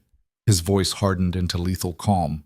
Varen believes love made me weak, that protecting what matters divided my attention enough to create vulnerability he could exploit. Standing here proves him catastrophically wrong, that loving someone did not make me soft. It gave me something worth fighting for with intensity that terrifies traitors more than pure strategic calculation ever could. The throne room doors exploded inward, not metaphorically. Actual explosion that shattered reinforced wood into splinters and sent guards flying backward from concussive force. Smoke filled the chamber. Through the haze, figures emerged. Dozens of soldiers wearing palace uniforms but moving with coordinated precision that suggested military operation rather than spontaneous assault. Varen's network, making their move with overwhelming force, designed to end this quickly before loyal guards could mount effective defense. The old general himself walked through smoke like death arriving on schedule. His expression carried no triumph, no satisfaction, just grim acceptance of man executing unpleasant but necessary task. When he spoke, his voice cut through chaos with military authority cultivated across 30 years of service. Stand down. All of you. This is not assassination. This is intervention to prevent tyranny from destroying empire we all spent decades building. His eyes found Draven seated on throne surrounded by 50 loyal officers against perhaps 200 soldiers in his network. Your Majesty, I am offering you opportunity to abdicate peacefully, retire with dignity. Let me restore stability before your recent decisions trigger continental war that costs hundreds of thousands of lives. He gestured toward the assembled forces. You have 50 officers. I command 200 in this chamber and another 500 positioned throughout palace. Mathematics suggests compliance rather than resistance. Draven remained motionless on the throne. His expression carried the particular calm that preceded either brilliant strategy or spectacular suicide, depending on execution. When he finally spoke, his voice resonated through smoke-filled chamber with authority that suggested he was still ruler here, regardless of numerical disadvantages. You orchestrated betrayal across multiple fronts, coordinated with rebels and foreign powers, spent years positioning loyalists to execute coup when opportunity presented itself. All because you believed recent changes made me vulnerable An empire required stronger leadership. His eyes met Varen's without flinching. But you made one catastrophic miscalculation. The king stood from throne with fluid grace that resembled predator rising to meet prey. You assumed that loving someone divided my attention enough to make me weak, that protecting what mattered created vulnerability you could exploit until everything collapsed, that I had become soft ruler requiring removal before sentiment destroyed empire. Draven descended throne steps with movements that carried lethal intent despite being outnumbered 4-1. You were wrong. Not about vulnerability, about what that vulnerability meant. He stopped 10 paces from Varen, close enough to see absolute conviction in old general's eyes, far enough to draw steel if this conversation dissolved into violence within next 30 seconds. Love did not make me weak. It removed final restraint, preventing me from becoming the kind of monster that history remembers with horror. Because when rulers fight only for survival, they make calculated decisions designed to preserve power. But when they fight to protect something that makes survival worthwhile, they stop caring about mathematics or strategic disadvantage or any factor except destroying threats with whatever force is necessary. Draven's hand moved to sword hilt. So here is your actual choice. Stand down. Surrender yourself and your network. Face execution for treason, or test whether 200 soldiers are enough to kill one king who has decided that dying while eliminating traitors is preferable to surviving while empire collapses beneath weight of betrayal he permitted through excessive trust. The threat hung in smoke-filled throne room like sentence waiting to be executed. Varen studied him for 3 seconds, then laughed. Short, bitter. The sound of man who had spent entire career reading opponents and just realized he had fundamentally misjudged the one that mattered most. You actually mean it. You would fight 200 soldiers with 50 officers in suicide stand rather than accept that empire might survive better leadership. His expression hardened. That is exactly the tyrannical arrogance that required removing you from power. You have transformed from strategic ruler into fanatic, willing to burn everything rather than admit love made you reckless. Draven's smile was expression that made veteran generals remember why they feared this man more than death itself. Exactly. I have become something more dangerous than strategic ruler or distant tyrant.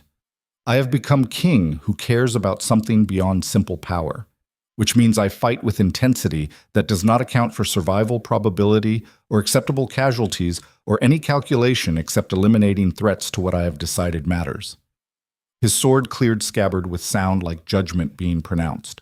So make your choice, General. Stand down and live long enough to face execution, or discover whether 200 soldiers are actually enough to kill 50 loyal officers and one king who has stopped caring about mathematics.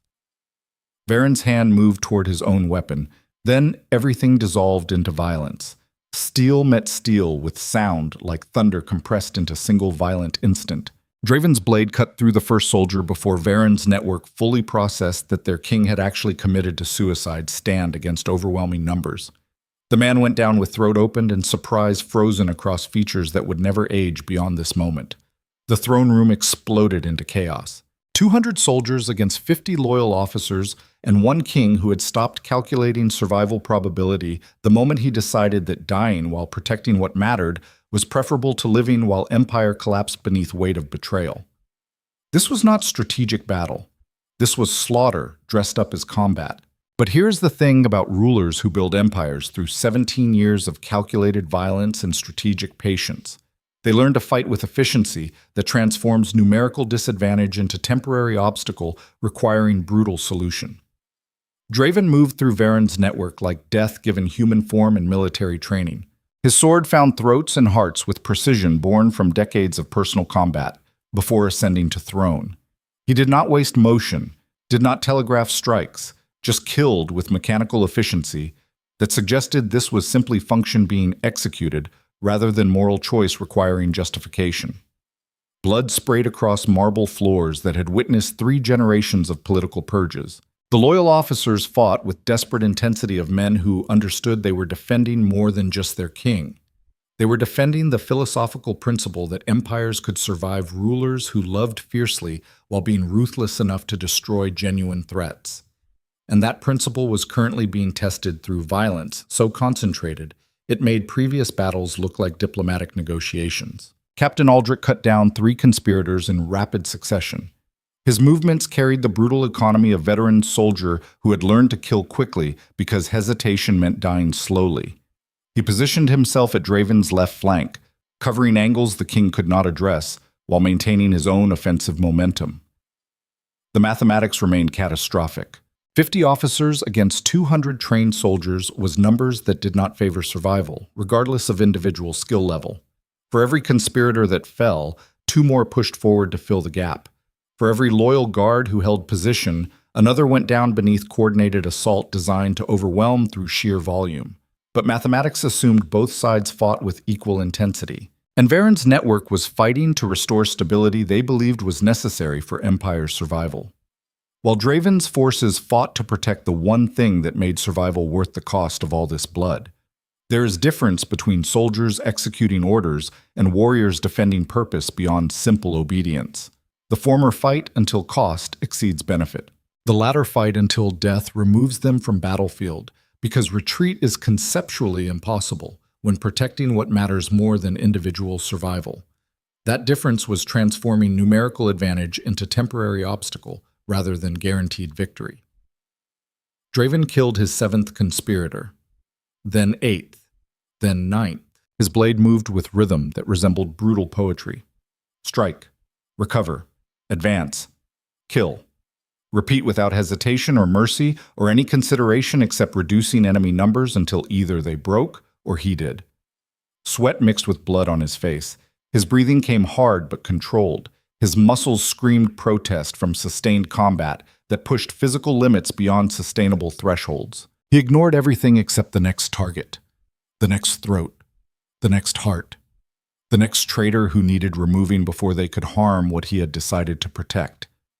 This was what rulers became when they stopped caring about surviving and started caring only about accomplishing purpose before death claimed them. Monsters wearing crowns, kings transformed into weapons, sovereigns who had learned that the most dangerous fighters were not those defending their own lives, but those defending something they valued more than continued existence.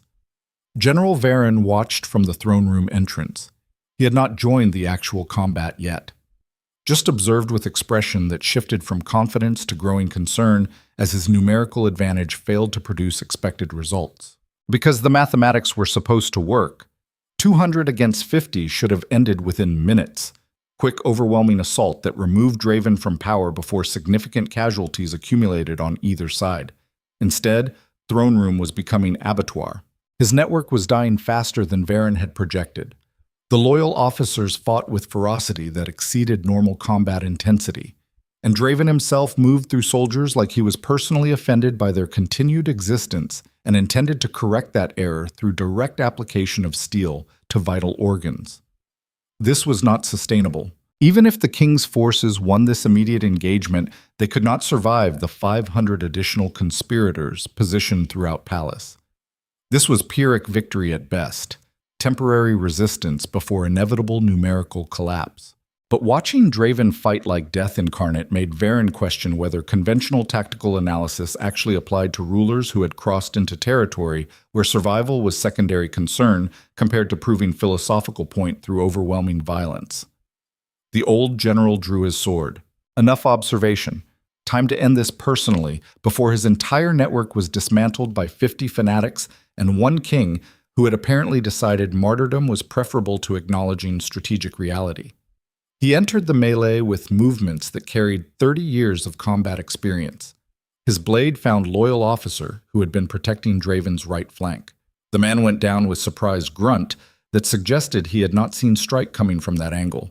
Varen pressed forward, cutting through defensive positions with efficiency that came from understanding exactly how trained soldiers fought and where their patterns created exploitable gaps.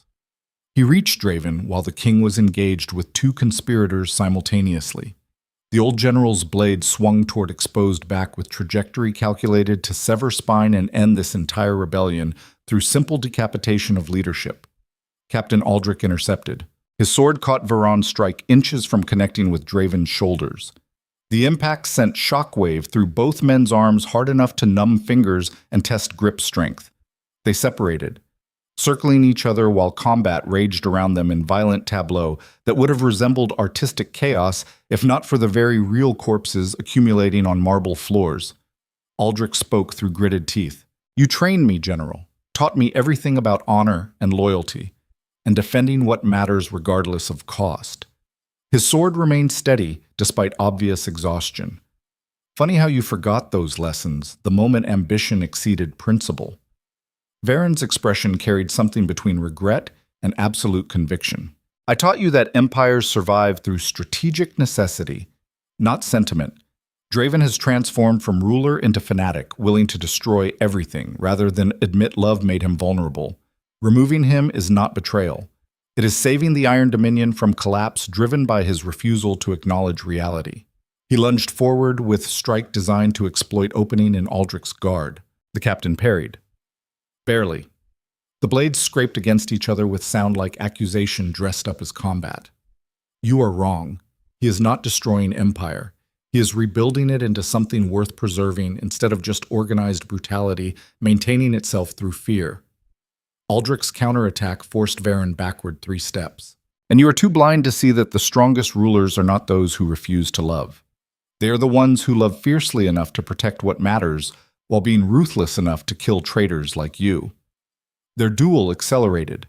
2 men who had served together for years, now trying to kill each other with efficiency, learned through decades of training under same martial philosophy. Across the throne room, Draven cut down his 15th conspirator.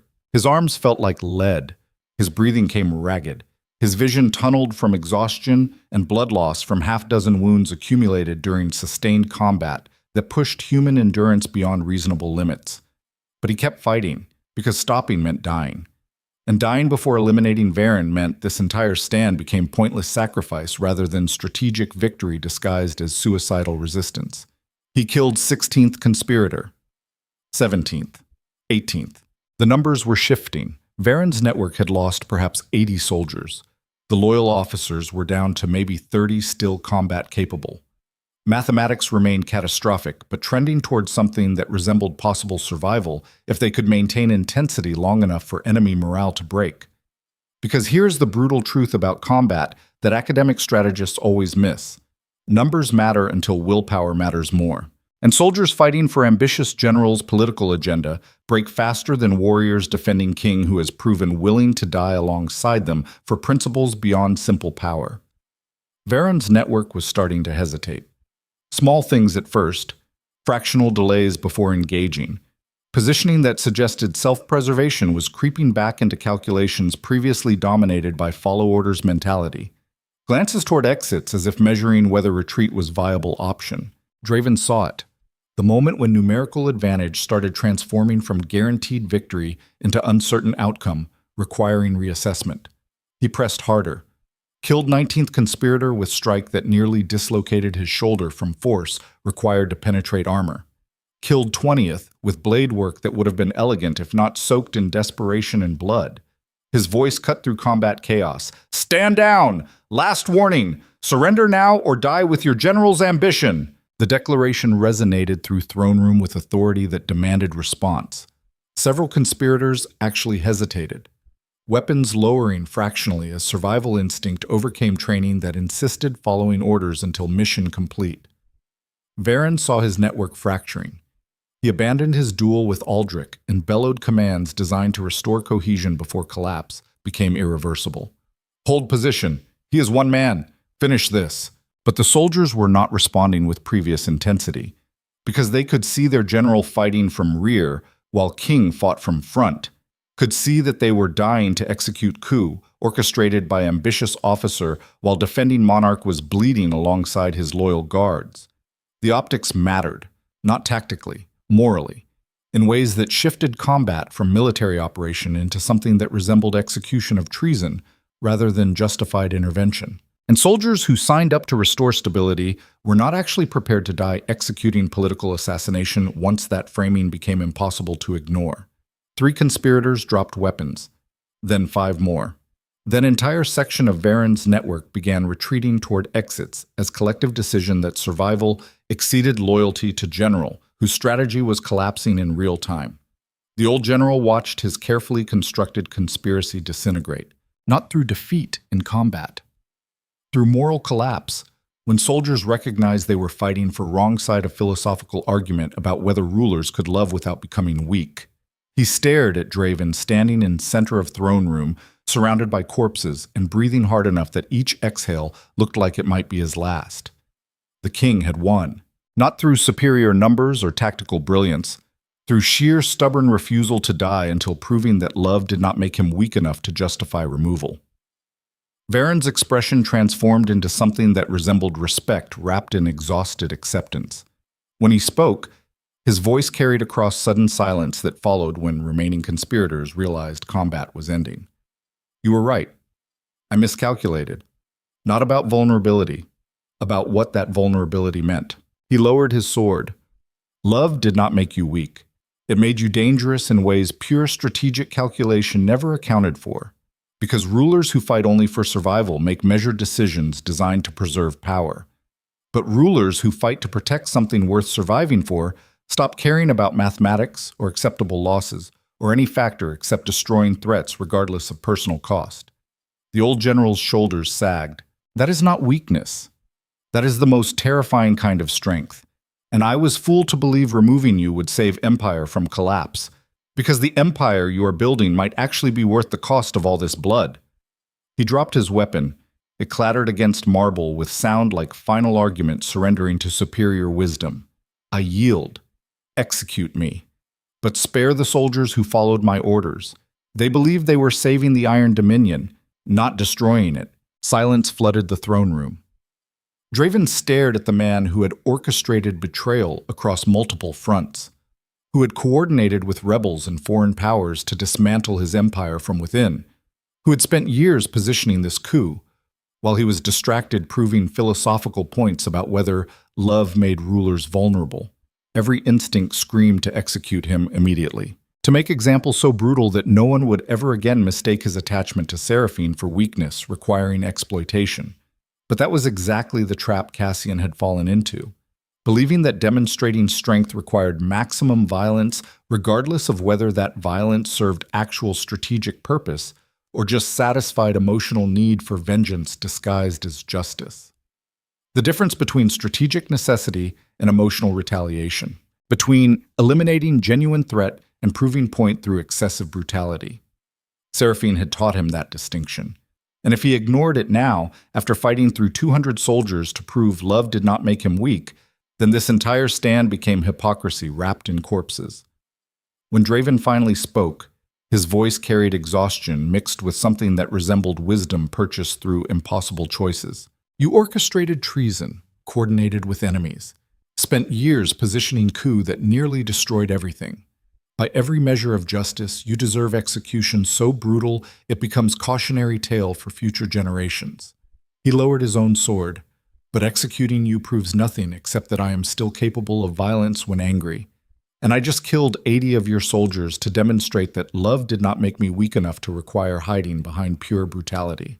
The king's eyes swept across remaining conspirators who had dropped weapons and were watching this exchange with expressions caught between hope and terror. So here's actual sentence.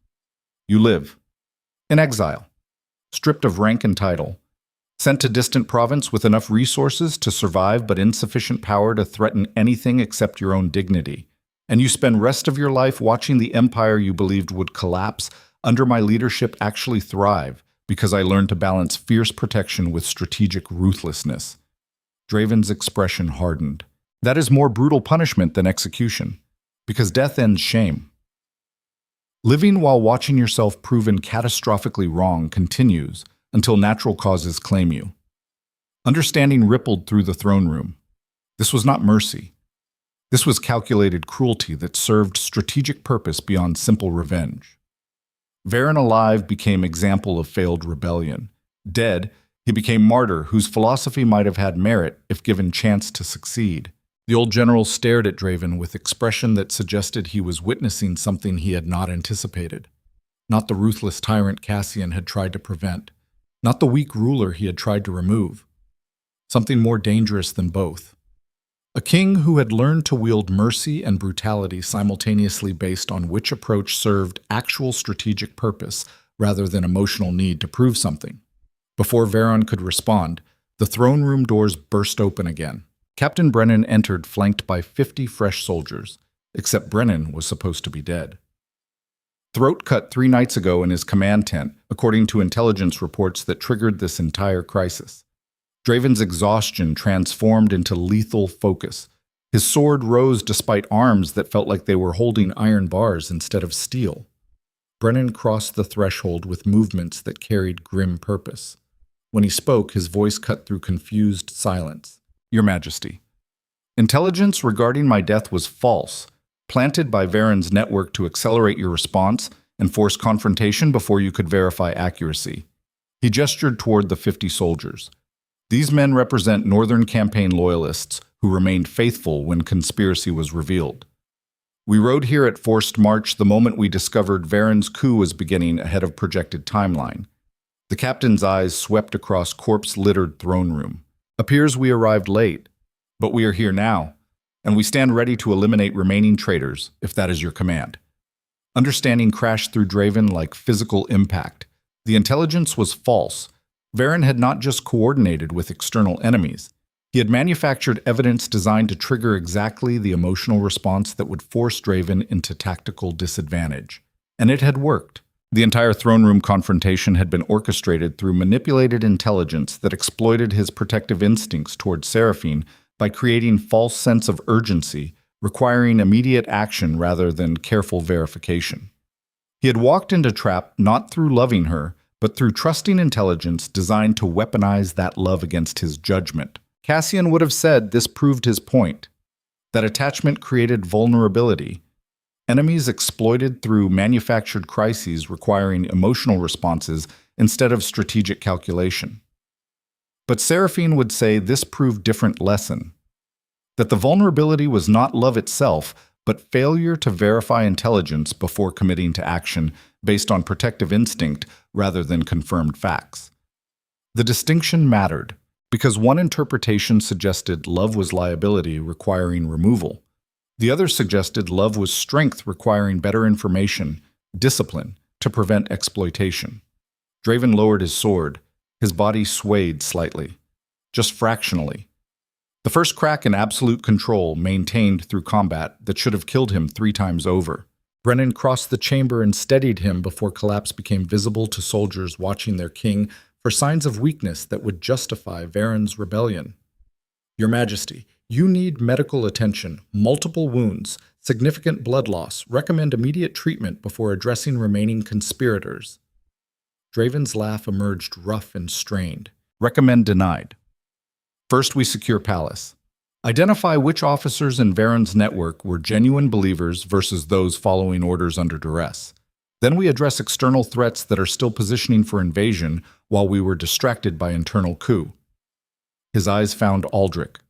Status on Lady Seraphine? The captain checked with guard who had just entered carrying update from secured vault. Safe. Unharmed. Demanding to know if you survived and threatening to break containment if she does not receive confirmation within next 5 minutes. Draven smiled despite exhaustion and pain radiating from dozen wounds accumulated during sustained combat. Tell her I survived. Tell her Veron's coup failed. Tell her she was right about verifying intelligence before committing to action based on protective instinct. His expression shifted into something more serious. And tell her to remain in secured location until Palace is actually secured, because external threats are still moving and I need her somewhere safe until we can address those without divided attention. The guard departed to deliver message that would either satisfy Seraphine or result in her ignoring orders and emerging from vault regardless of tactical situation. Draven turned back to Veron, who remained kneeling on marble stained with blood from failed conspiracy. Take him to isolation chambers. Comfortable confinement.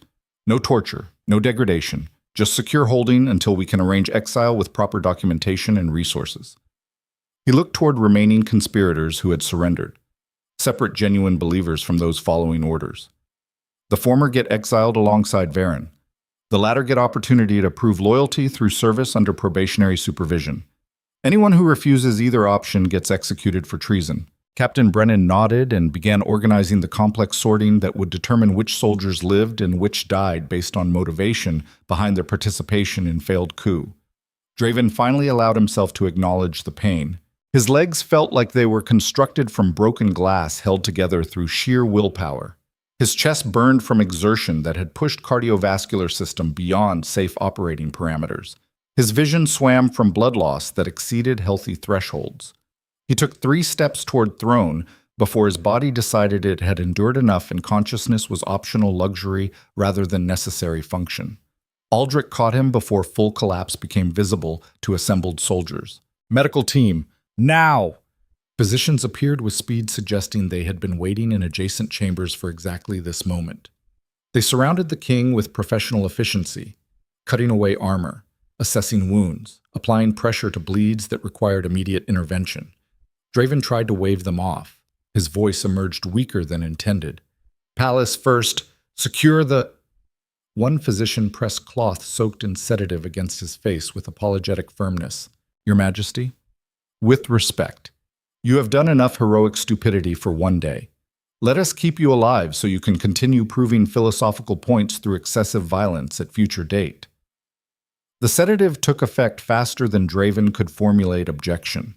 His consciousness dissolved into darkness that resembled peaceful oblivion compared to sustained combat that had defined the past hour. The last thing he saw before awareness faded completely was Captain Aldrich organizing defensive positions and Brennan coordinating with loyal officers to secure Palace against remaining conspirators who might attempt to capitalize on their king's incapacitation. The last thing he thought was whether Seraphine would actually remain in secured vault or decide his survival required her presence regardless of tactical disadvantages that created. Then nothing. Just darkness and the distant sound of Empire functioning while he was temporarily removed from directing its machinery. Draven woke to find Seraphine sitting beside his bed. She looked furious and relieved in equal measure. Her hands were folded in her lap with careful control that suggested enormous restraint preventing her from either hitting him or kissing him depending on which impulse won internal conflict. He tried to sit up. Pain exploded through his torso with intensity that suggested physicians had been optimistic about wound severity or pessimistic about his pain tolerance threshold. He collapsed back against pillows with groan that emerged rougher than intended. Seraphine's expression shifted from fury to concern. "You fought 200 soldiers with 50 officers in suicide stand rather than retreating to defensible position. You ignored every tactical advantage. You risked everything to prove philosophical point about love not making you weak." Her voice carried steel wrapped in barely controlled emotion. "That was the stupidest, most arrogant, most recklessly self-destructive decision I have ever witnessed from ruler who built empire through calculated violence and strategic patience." She leaned closer. "And also probably the bravest thing I've ever seen. Because you were right. Standing in throne room proved that loving me did not make you weak enough to hide. It made you strong enough to face overwhelming odds rather than surrender philosophy we have been fighting to validate." Her hand found his with grip that suggested she had no intention of releasing it anytime soon. "But if you ever do something that's stupid again, without at least verifying intelligence first, I will kill you myself, slowly, with detailed explanation of every tactical error you committed while bleeding out on throne room floor." Draven's laugh turned into cough that sent fresh waves of pain through damaged ribs. "Noted. Next time I will verify intelligence before committing to heroic suicide stands against overwhelming numerical odds." His expression shifted into something more serious. "How long was I unconscious?" 18 hours. Physicians say you lost enough blood to kill normal person twice over. You survived through combination of impressive constitution and apparently being too stubborn to die when proving philosophical point." She squeezed his hand. "Palace is secured. Remaining conspirators have been identified and processed. Varen is confined awaiting exile. Brennan is coordinating defensive positions against external threats that are still moving despite internal coup being resolved." Seraphine's expression hardened. "And the Southern Coalition accelerated their invasion timeline. Intelligence suggests they interpreted the coup as weakness, requiring immediate exploitation. They are approximately 4 days from reaching our borders with full military force." Understanding settled over Draven like weight that had been temporarily lifted during unconsciousness. The internal threat was resolved. But external crisis remained, and he was currently bedridden with injuries that would require weeks of recovery under normal circumstances. Except empires under invasion did not permit normal circumstances or extended convalescence for rulers whose survival was essential to coordinating defense. When he spoke, his voice carried determination that exceeded physical capacity. Get me vertical. I need to address War Council and coordinate response to southern invasion before they reach borders and discover we are still recovering from internal conflict. Seraphine's expression suggested she had anticipated exactly this response and prepared arguments accordingly. No. You need to rest and heal. Brennan and Aldrich can coordinate initial defense while you recover enough to actually function without collapsing mid-sentence. Draven met her gaze with intensity that burned despite obvious exhaustion. If I remain bedridden while Empire faces invasion, every kingdom watching interprets it as confirmation that Varan was right. That love made me weak, and recent coup proved I am vulnerable in ways requiring removal or conquest. His jaw tightened. But if I stand before War Council with wounds still fresh from defending throne against internal betrayal while coordinating response to external invasion, the message is different. That the Alpha King of the Iron Dominion is strong enough to fight on multiple fronts simultaneously while bleeding from proving he is not weak enough to hide when actual threats emerge. He tried sitting up again. This time made it halfway before pain forced pause. So get me vertical. Get me to War Council chamber. And get me intelligence briefing on Southern Coalition positioning so I can coordinate defense that either stops invasion or makes them regret testing whether internal coup left us vulnerable. Seraphine studied him for 3 seconds. Then she nodded once and called for physicians who entered with expressions suggesting they had also anticipated this conversation and prepared accordingly. They provided combination of stimulants, pain suppressants, and bandaging tight enough to prevent wounds from reopening during limited mobility. One physician spoke with careful honesty. Your Majesty, these measures will keep you functional for approximately 6 hours. After that, your body will shut down regardless of willpower or pharmaceutical intervention. Recommend you use that time efficiently because recovery period afterward will be significantly extended due to pushing damaged systems beyond safe operating parameters. Draven accepted the assessment with grim nod. 6 hours. Enough to coordinate initial defense and demonstrate that internal coup did not leave Empire vulnerable to external exploitation. They helped him stand. His legs trembled but held. His vision swam but cleared. His breathing came labored but steady enough to sustain consciousness through immediate demands. He took 3 steps toward door before Seraphine blocked his path. One condition. I stand beside you during War Council. Visible, present, demonstrating that we survived internal betrayal together and will face external invasion the same way. Her expression carried absolute conviction. You do not get to prove love makes you strong enough to face overwhelming odds alone. We prove it together, or the entire philosophy becomes individual heroism rather than partnership that makes both of us more dangerous than either could be separately. Draven held her gaze, understanding that she was right, that standing alone proved he could survive without her. Standing together proved they were stronger as unit than as isolated individuals. The difference mattered, because one validated Cashin's philosophy that rulers survived by remaining emotionally independent. The other validated the approach they had been fighting to establish, that the strongest rulers were those who loved fiercely while being ruthless enough to destroy threats together. He nodded once. Together then. Let us show the Southern Coalition exactly what kind of empire they are invading. They walked toward War Council chamber flanked by guards who looked torn between admiration for their king's determination and concern that he was going to collapse before reaching destination. The council chamber was already filled when they arrived. Military officers, civilian advisors, intelligence analysts, all gathered around maps showing Southern Coalition movements and projected invasion routes. Conversation stopped when Draven entered. Every eye tracked the king moving with obvious pain but absolute determination toward head of table where maps spread like accusations demanding response. He did not sit. Standing sent message. That injuries sustained defending throne against internal betrayal were insufficient to prevent him from coordinating defense against external invasion. When he spoke, his voice carried through chamber with authority that demanded absolute attention despite obvious physical cost of maintaining that presence. The Southern Coalition accelerated their timeline, They believe Varan's coup left us vulnerable. They are wrong. But we have 4 days to prove it through defensive coordination that either stops invasion at borders or makes them regret testing whether internal conflict weakened our capacity for overwhelming response.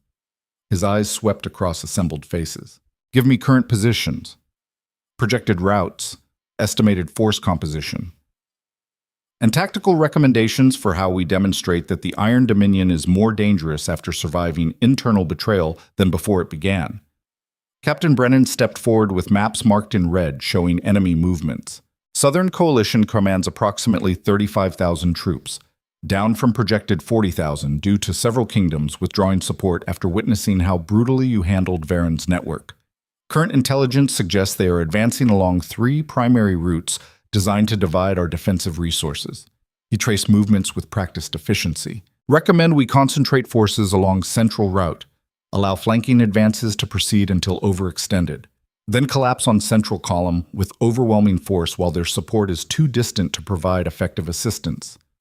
The captain looked up.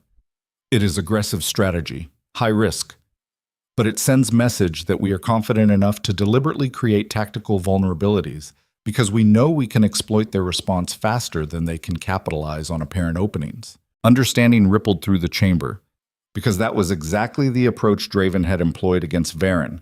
Deliberate exposure that baited enemies into committing to assaults against positions that seemed vulnerable, but were actually traps designed to identify and eliminate threats through their own overconfidence. Draven studied the maps with focused intensity that suggested pharmaceutical intervention was currently winning battle against accumulated damage. Approved. Concentrate central forces. Allow flanking advances until committed. Then demonstrate what happens when kingdoms mistake calculated risk for actual weakness. His expression hardened. And send message to coalition leadership, formal communication, diplomatic language, offering them final opportunity to withdraw before we respond to invasion with same enthusiasm we demonstrated handling internal betrayal. He looked toward assembled officers. Make clear that we are providing this warning not from weakness, but from preference to avoid unnecessary bloodshed. But also make absolutely certain they understand that if they cross our borders, the response will be comprehensive enough to serve as permanent deterrent against future kingdoms considering whether love made their target vulnerable. The officers nodded and began coordinating the complex defensive positioning that would either validate their king's strategy or confirm that internal coup had actually weakened capacity for effective military response. Draven felt his legs beginning to fail. The 6 hours physicians promised was apparently optimistic estimate, more like 4 before pharmaceutical support started losing battle against accumulated trauma. He gripped table edge to maintain vertical position that was becoming increasingly difficult to sustain. Seraphine noticed immediately. Her hand found his elbow with pressure that suggested support disguised as casual contact. She spoke loud enough for Chamber to hear. I believe strategic overview is complete. Recommend officers proceed with implementation while Your Majesty reviews detailed intelligence in more comfortable setting. The suggestion provided face-saving exit before collapse became visible to assembled military leadership. Draven accepted it with grateful nod that cost more pride than he wanted to acknowledge. They departed Chamber with measured steps that disguised how heavily he was leaning on her support. Once in corridor beyond observation, his legs finally surrendered to reality that standing was no longer a viable option regardless of willpower. Seraphine caught him. Guards moved to assist, but she waved them back with expression that suggested she was handling this personally. She guided him to nearest chamber and lowered him onto bench with careful precision. 4 hours. You lasted 4 hours instead of 6. Still impressive given you should be dead 3 times over from blood loss alone. Her hand checked his pulse with practiced efficiency that suggested she had been paying attention during physicians' assessments. And now you are going back to medical wing. No arguments, no heroic protests about needing to coordinate defense personally. You demonstrated that internal coup did not leave you too weak to function. Mission accomplished. Now let your body actually heal before permanent damage accumulates, Draven wanted to argue. But consciousness was becoming optional again, and his body was making executive decision that recovery required immediate implementation regardless of strategic preferences. He nodded once. Make sure Brennan coordinates with Aldrich. Central force concentration. Flanking advances allowed until overextended, then collapse with overwhelming response that sends message about calculated risk versus actual vulnerability. His eyes found hers with intensity that was fading but still present. And if I do not wake up before Southern Coalition reaches borders, tell them I died, proving that love did not make me weak. It made me dangerous enough to fight on multiple fronts while bleeding from defending philosophy we built together. Seraphine's expression shifted between exasperation and something that resembled fierce pride. You are not dying. You are unconscious from doing stupid heroic things while insufficiently healed. There is difference. She signaled guards who arrived with medical stretcher. They transferred him with efficiency, suggesting this was not first time their king had pushed physical limits beyond sustainable thresholds.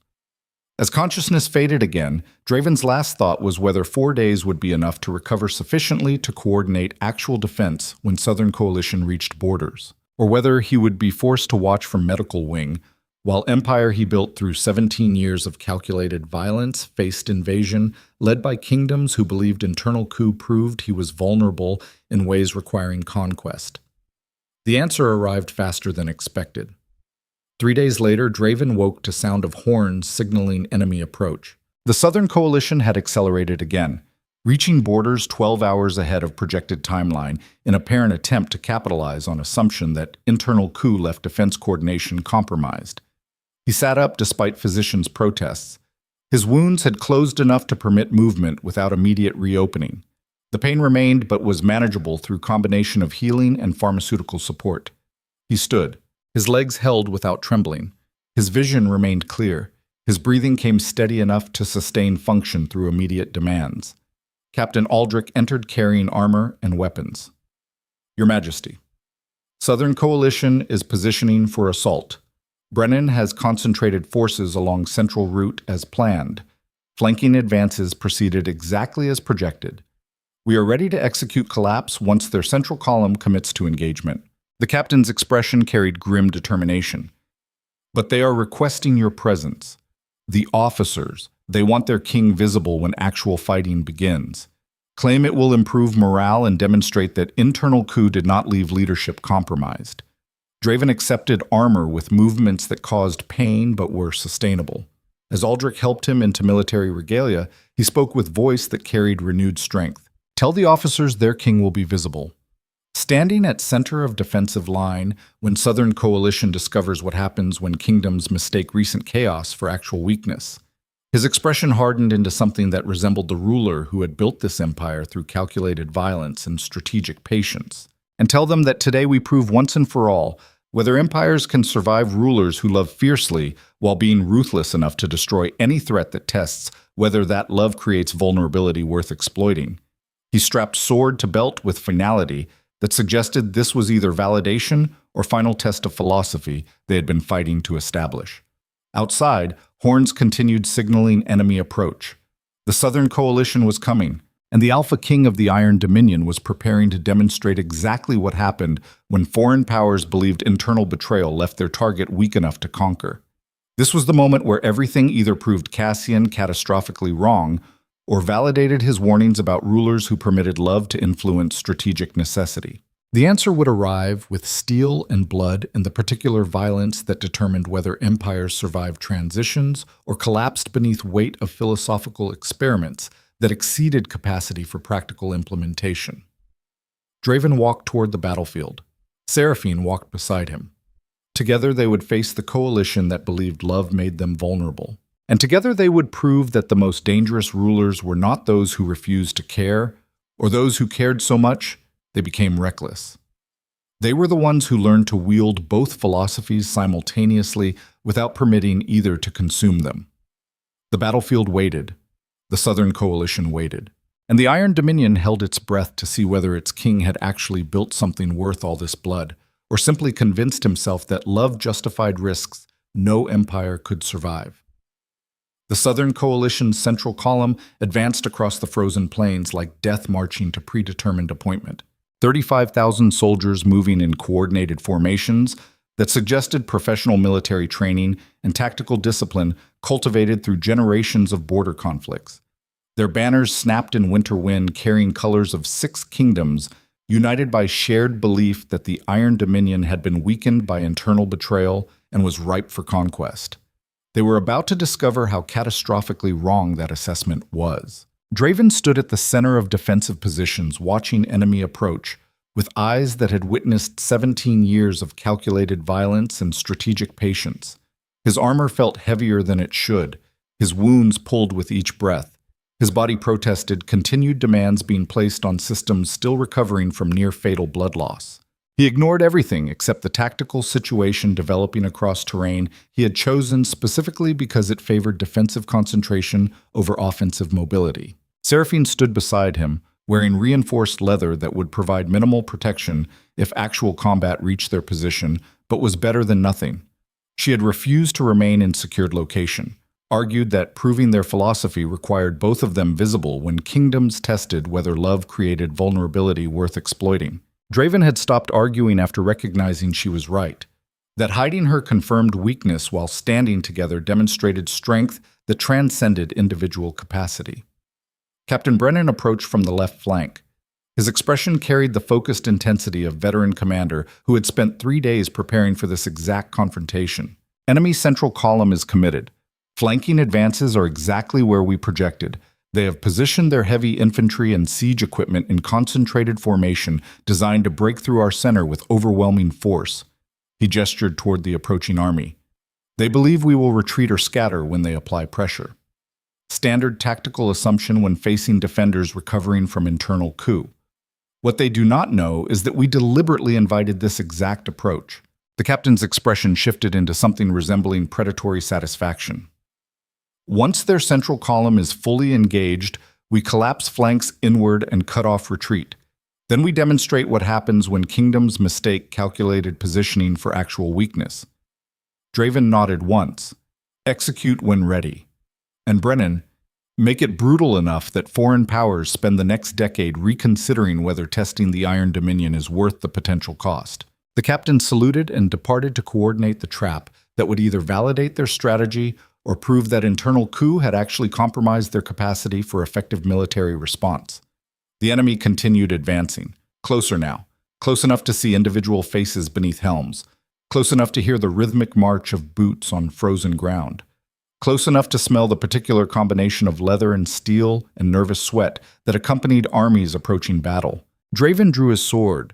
The blade caught winter sunlight with gleam that resembled accusation more than decoration. The weight felt familiar in his grip. 17 years of using this exact weapon to execute traitors and defend positions had created muscle memory that transcended conscious thought. Seraphine's hand found his free hand with grip that suggested this gesture was for both of them.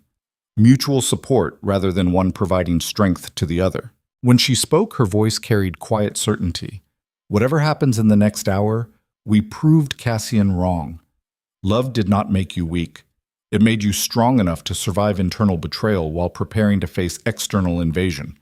That matters regardless of tactical outcome. Draven squeezed her hand. We proved more than that. We demonstrated that empires can survive rulers who care about something beyond simple power. That the strongest leaders are not those who refuse to love or those who love so recklessly they ignore strategic reality. They are the ones who learn to protect what matters while being ruthless enough to destroy genuine threats. His eyes tracked enemy movements with predatory focus. And in about 30 minutes, the Southern Coalition is going to provide final validation of that philosophy through their catastrophic miscalculation. The enemy's central column reached optimal engagement range. Horns sounded across the battlefield. Not from the Coalition, from Iron Dominion forces signaling coordinated response to invasion that had been 3 days in preparation. Captain Aldrich's voice cut through winter air with military authority. Hold positions. Let them commit. Wait for full engagement before flanking collapse. The Southern Coalition's heavy infantry crashed against defensive line with force designed to shatter resistance through overwhelming momentum. Steel met steel with sound like thunder compressed into sustained roar. The defensive line held, not easily, not without casualties, but held through combination of superior positioning and absolute conviction that retreat was not option regardless of pressure applied. Because here's the thing about soldiers defending homeland against foreign invasion. They fight with intensity that exceeds armies executing conquest for abstract strategic objectives. The difference between protecting what matters and acquiring what is desired. One fights until cost exceeds benefit.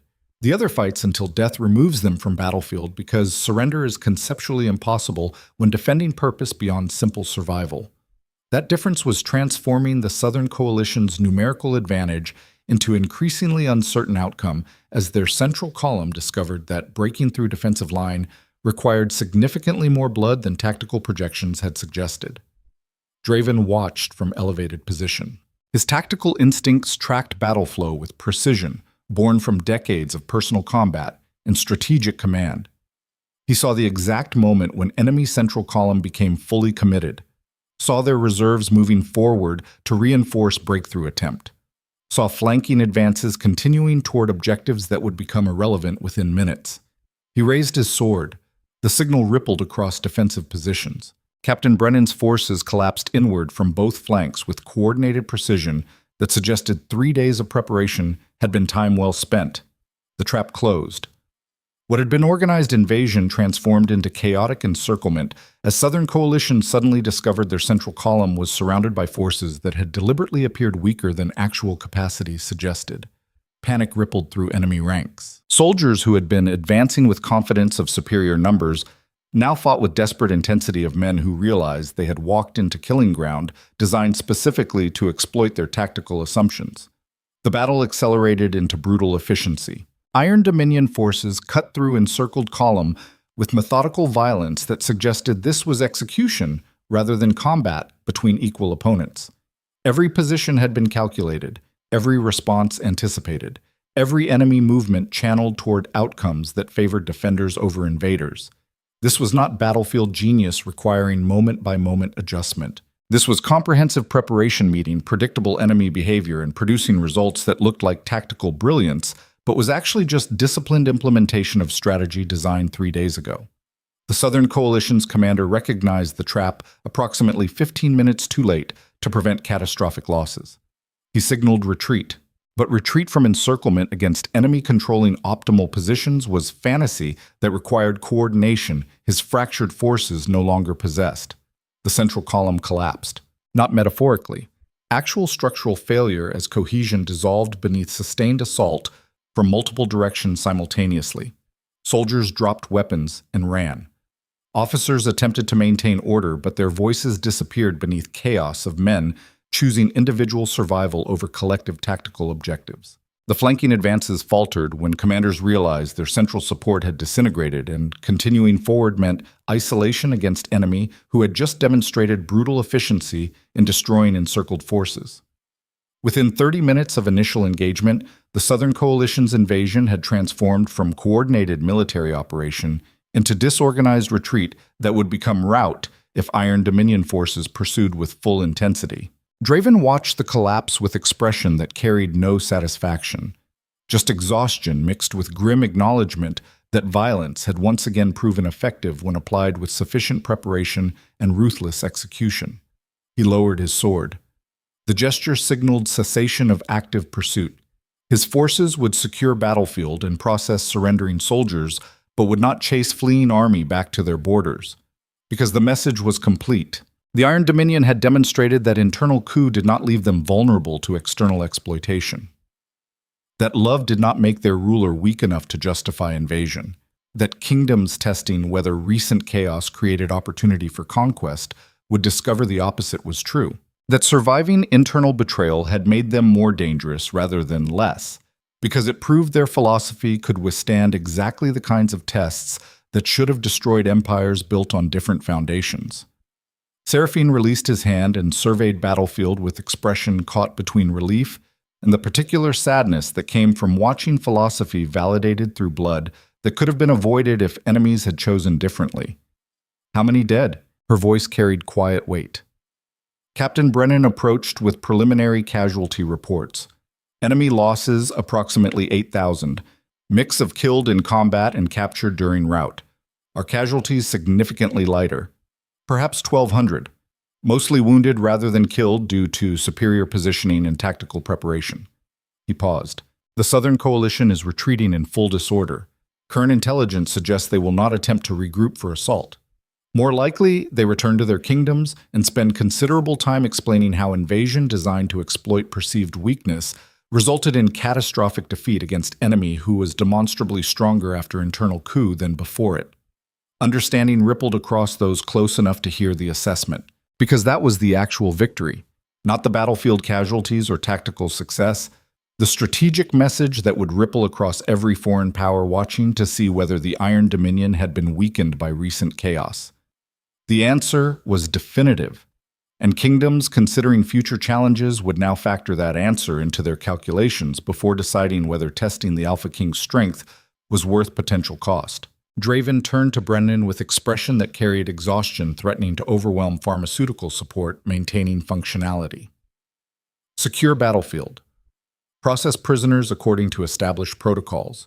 Send diplomatic communication to coalition leadership, offering them opportunity to negotiate formal peace terms that acknowledge this invasion was catastrophic miscalculation, requiring rectification through reparations and guarantees against future aggression. His voice hardened slightly. Make clear we are offering negotiations from position of demonstrated strength rather than weakness. They invaded our territory. We destroyed their army.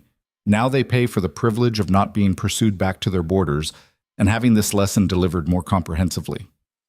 The captain saluted and departed to organize the complex diplomatic and military coordination that followed successful defensive operation. Draven felt his legs beginning to fail again.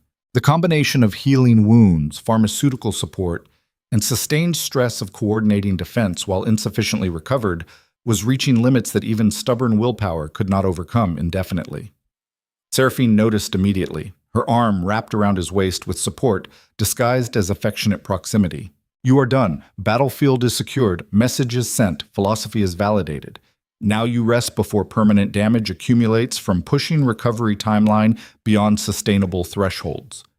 She guided him away from elevated position toward medical tents that had been prepared for exactly this eventuality. Draven wanted to protest, but his body was making executive decisions about consciousness being optional luxury rather than necessary function. He nodded once and permitted her to guide him toward shelter that smelled of antiseptic and the particular efficiency of military physicians who had learned to triage battlefield casualties with brutal practicality. They lowered him onto cot with care that suggested his injuries were still significant despite successful completion of immediate tactical objectives.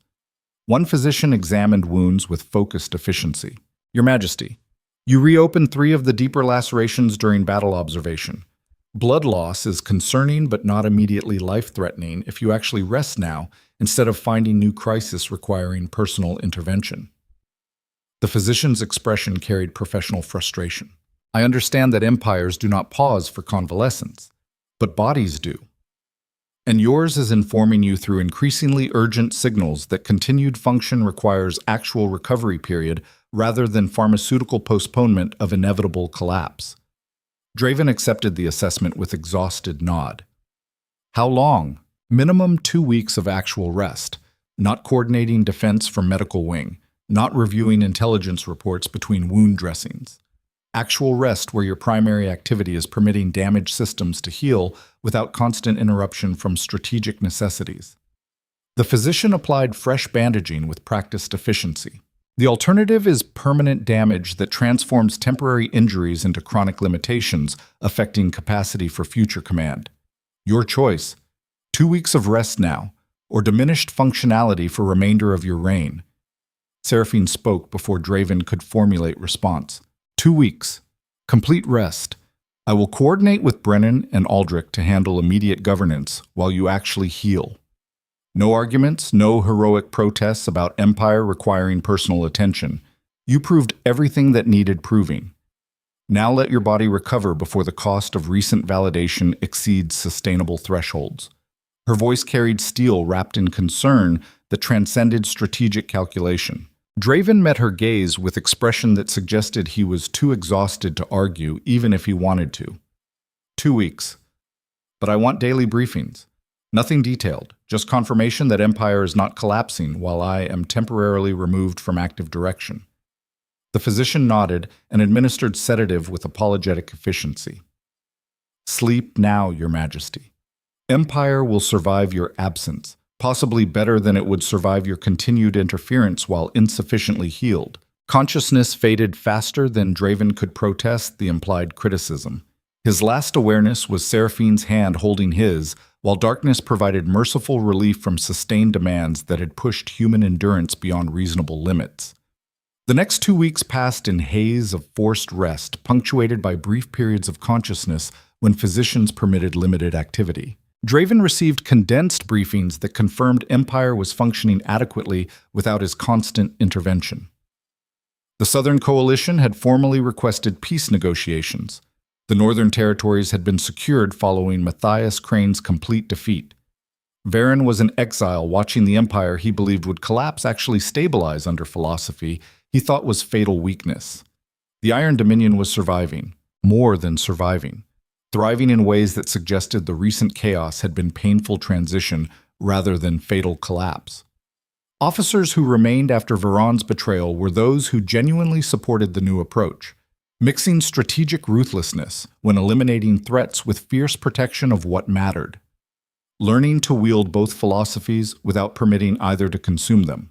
The result was military hierarchy more cohesive than before the coup, because remaining leadership had been tested through actual crisis and proven their loyalty through choices made when betrayal was a viable option. That was worth the blood cost. Not immediately, not without grief for those who died during internal conflict and external invasion.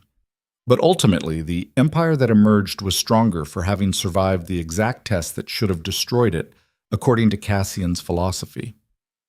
On the 14th day, Draven woke feeling stronger than he had since before the throne room battle. His wounds had closed properly. His strength had returned enough to permit normal movement without immediate exhaustion. His mind felt clear rather than hazed by pharmaceutical support or blood loss. He stood from the medical bed and dressed in simple clothing that lacked the formal regalia typically required for public appearances. Seraphine found him in the palace gardens. She had spent the 2 weeks managing diplomatic negotiations with Southern Coalition while coordinating with Brennan and Aldrich to ensure military readiness remained adequate despite their king's temporary absence.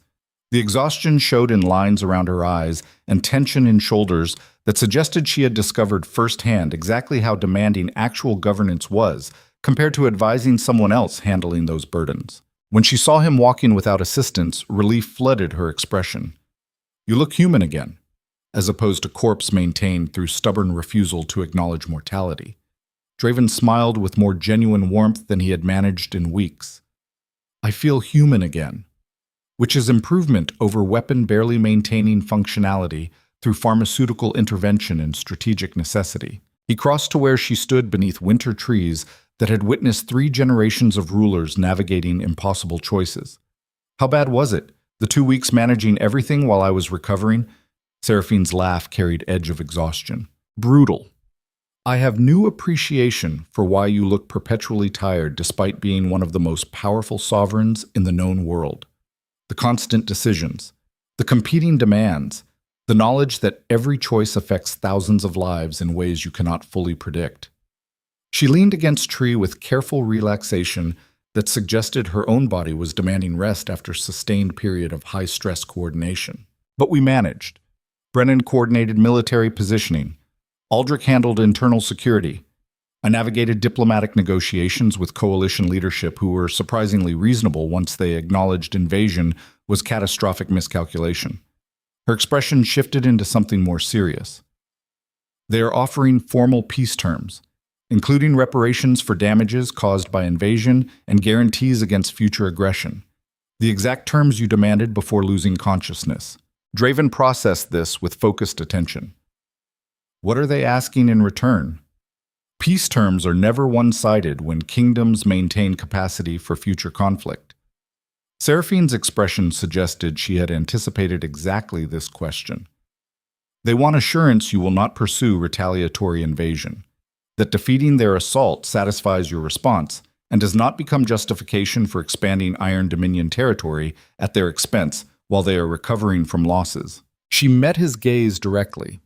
"Essentially, they are asking whether you are ruler who defends what matters or conqueror using defense as pretext for expansion.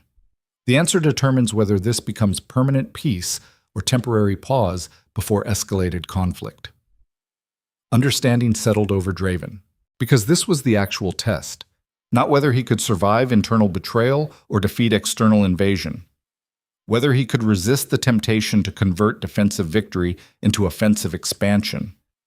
The old philosophy that built his empire would demand pursuing advantage, capitalizing on enemy weakness to expand territory and establish dominance through conquest that prevented future challenges. But the new philosophy that Seraphine helped him develop suggested a different approach, that empires survived through strength that did not require constant expansion, that the most sustainable dominance was achieved through demonstrated capacity to destroy threats while choosing not to pursue unnecessary violence. The difference between ruler who fought because he could and ruler who fought because circumstances demanded it. When he spoke, his voice carried certainty that came from 2 weeks of forced rest, providing time for actual reflection rather than constant tactical response. Accept their terms. Formal peace, reparations acknowledged, guarantees against future aggression established, but no retaliatory invasion, no territorial expansion, no converting defensive victory into offensive conquest. His expression hardened. Send message that the Iron Dominion is strong enough to afford mercy when enemies acknowledge their miscalculation, but also make absolutely clear that mercy is conditional on maintaining terms and that violations will be met with comprehensive response that makes recent invasion defeat look restrained by comparison. Seraphine nodded slowly. That is the answer that validates everything we fought for. Proving strength does not require constant expansion. That the most powerful rulers are those who can destroy enemies, but choose not to when strategic objectives are already achieved. She pushed away from Tree. I will communicate terms to coalition leadership. This should establish stable peace for at least a decade, long enough to consolidate internal reforms and demonstrate that philosophy we built actually works in practice rather than just theory. Draven caught her hand before she could depart. Thank you. For managing everything while I was recovering, for standing beside me during battle observation despite tactical disadvantages, for helping me recognize when strength crosses into recklessness and when mercy serves strategy rather than sentiment. His grip tightened. I could not have survived this without you, not physically, philosophically. You taught me that power without purpose was violence delaying collapse. That lesson saved the Empire when every other approach would have destroyed it. Seraphine's expression softened into something that transcended strategic partnership and crossed into territory where affection and respect merged into bond that had been tested through every possible crisis. We saved it together. You provided the strength to fight when necessary. I provided the wisdom to recognize when fighting served purpose versus when it was emotional retaliation. Neither works alone. Both together create something more dangerous than empires built on pure fear or pure mercy. She leaned closer. That is what we proved. Not that love makes rulers weak or strong, that love combined with strategic ruthlessness creates leadership capable of surviving transitions that should destroy kingdoms built on simpler foundations. They stood together in winter gardens that had witnessed countless rulers navigating impossible choices across 3 generations. And for the first time since Cassian's conspiracy triggered the cascade of crises that tested every aspect of their philosophy, Draven felt something resembling peace, not the absence of threats. Those would always exist when ruling empires that accumulated enemies faster than allies, but the presence of certainty that the approach they had built could withstand exactly the kinds of tests that should have destroyed it according to every conventional wisdom about power and governance. That was worth every drop of blood spilled defending it. 6 months later, the Iron Dominion had transformed in ways that would have seemed impossible during the chaos that followed Cassian's execution. The military hierarchy had been rebuilt around officers who genuinely supported the balanced approach. Strategic ruthlessness, when eliminating threats combined with fierce protection of what mattered. The purge had been painful, but necessary. And the structure that emerged was more cohesive than what existed before because remaining leadership had chosen loyalty when betrayal was a viable option. The Southern Coalition maintained peace terms with diligence that suggested their catastrophic defeat had permanently altered calculations about testing the Iron Dominion's strength. Reparations flowed according to agreed schedules. Border incidents decreased to nearly 0. Diplomatic communications carried respect that transcended fear and approached something resembling genuine acknowledgement of strength that did not require constant demonstration. The Northern Territories were integrated back into empire under new governance structures that balanced central authority with regional autonomy. Matthias Crane's rebellion had revealed legitimate grievances about excessive imperial control. Addressing those grievances prevented future revolts while maintaining sufficient oversight to ensure stability. The reforms were not perfect. Nothing involving governance of millions across vast territories could be perfect, but they were functional improvements over systems that had accumulated corruption and inefficiency across generations of rulers who prioritized maintenance over innovation. Draven stood in the throne room reviewing petitions from provincial governors requesting adjustments to tax policies that were producing unintended economic distortions. The work was tedious, unglamorous, the kind of detailed administrative coordination that never appeared in historical accounts about great rulers, but actually determined whether empires functioned or collapsed beneath weight of accumulated inefficiency. He found himself almost enjoying it, because this was governance, actual leadership, making incremental improvements that affected millions of lives in small ways that aggregated into societal stability. Not glorious, not dramatic, just necessary. Seraphine entered carrying reports from diplomatic missions that had been negotiating trade agreements with Eastern kingdoms who had withdrawn their protests after witnessing how comprehensively the Iron Dominion handled internal and external threats. She set the documents on the table with expression that suggested she had spent her morning navigating bureaucratic complexity that made military campaigns look straightforward by comparison. The Eastern kingdoms are offering normalized trade relations, no sanctions, no political protests, just standard commercial agreements acknowledging that recent chaos did not actually weaken our position. Her voice carried satisfaction mixed with exhaustion. Also, the Western provinces are requesting audience to discuss infrastructure investments. Apparently, our handling of recent crises convinced them that central authority is actually competent enough to warrant cooperation rather than resistance. Draven reviewed the diplomatic summaries with focused attention. This is what victory looks like when you survive long enough to see results. Not battlefield glory, not dramatic confrontations, just slow accumulation of diplomatic and economic stability that permits empire to actually function without constant crisis management. He looked up from documents. Accept Eastern trade agreements, schedule Western provincial audience, and remind me why this feels more satisfying than executing traitors and defeating invasions. Seraphine's smile suggested she understood exactly what he meant, because this is building something worth preserving instead of just maintaining power through fear and violence. The executions and battles were necessary to reach this point, but this is the actual objective. Creating empire where people cooperate because they benefit from stability rather than because they are terrified of consequences if they resist. She moved to stand beside him at the window overlooking palace courtyards where servants conducted daily business without constant fear of political purges or military coups. That is what we fought for. Not the right to rule through fear, the capacity to rule through combination of demonstrated strength and actual competence that makes cooperation preferable to resistance. Draven wrapped his arm around her shoulders with casual affection that would have been unthinkable during the years when he believed rulers survived through emotional distance. Cassian would have hated this. The bureaucratic tedium, the diplomatic coordination, the focus on incremental improvements rather than dramatic demonstrations of power. His expression shifted into something more thoughtful, but he would have been wrong to hate it, because this is what empires actually look like when they survive transitions. Not constant crisis management, just patient accumulation of small improvements that aggregate into functional civilization. Seraphine leaned against him with comfortable trust. He was wrong about many things, but mostly he was wrong about believing love made rulers weak. What he never understood was that love provides reason to build something worth the cost of maintaining it. Without that reason, power becomes just violence maintaining itself through momentum until exhaustion or overthrow ends the cycle.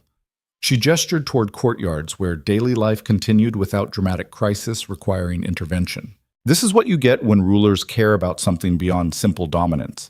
Boring stability, unglamorous coordination, the kind of governance that never makes historical accounts because it is not dramatic enough to warrant recording, but it is the actual measure of successful leadership. They stood together watching empire function without requiring constant heroic intervention. And Draven realized something that would have shocked the ruler he was 17 years ago, when he first took the throne through violence and strategic brutality. He was content, not satisfied. Empires always had challenges requiring attention, but content with the approach he had developed. The philosophy that nearly destroyed him before proving capable of surviving every test that should have validated Cassian's warnings. That rulers could love fiercely while being ruthless enough to eliminate threats. That the strongest leadership came from balancing protection of what mattered with strategic elimination of genuine dangers.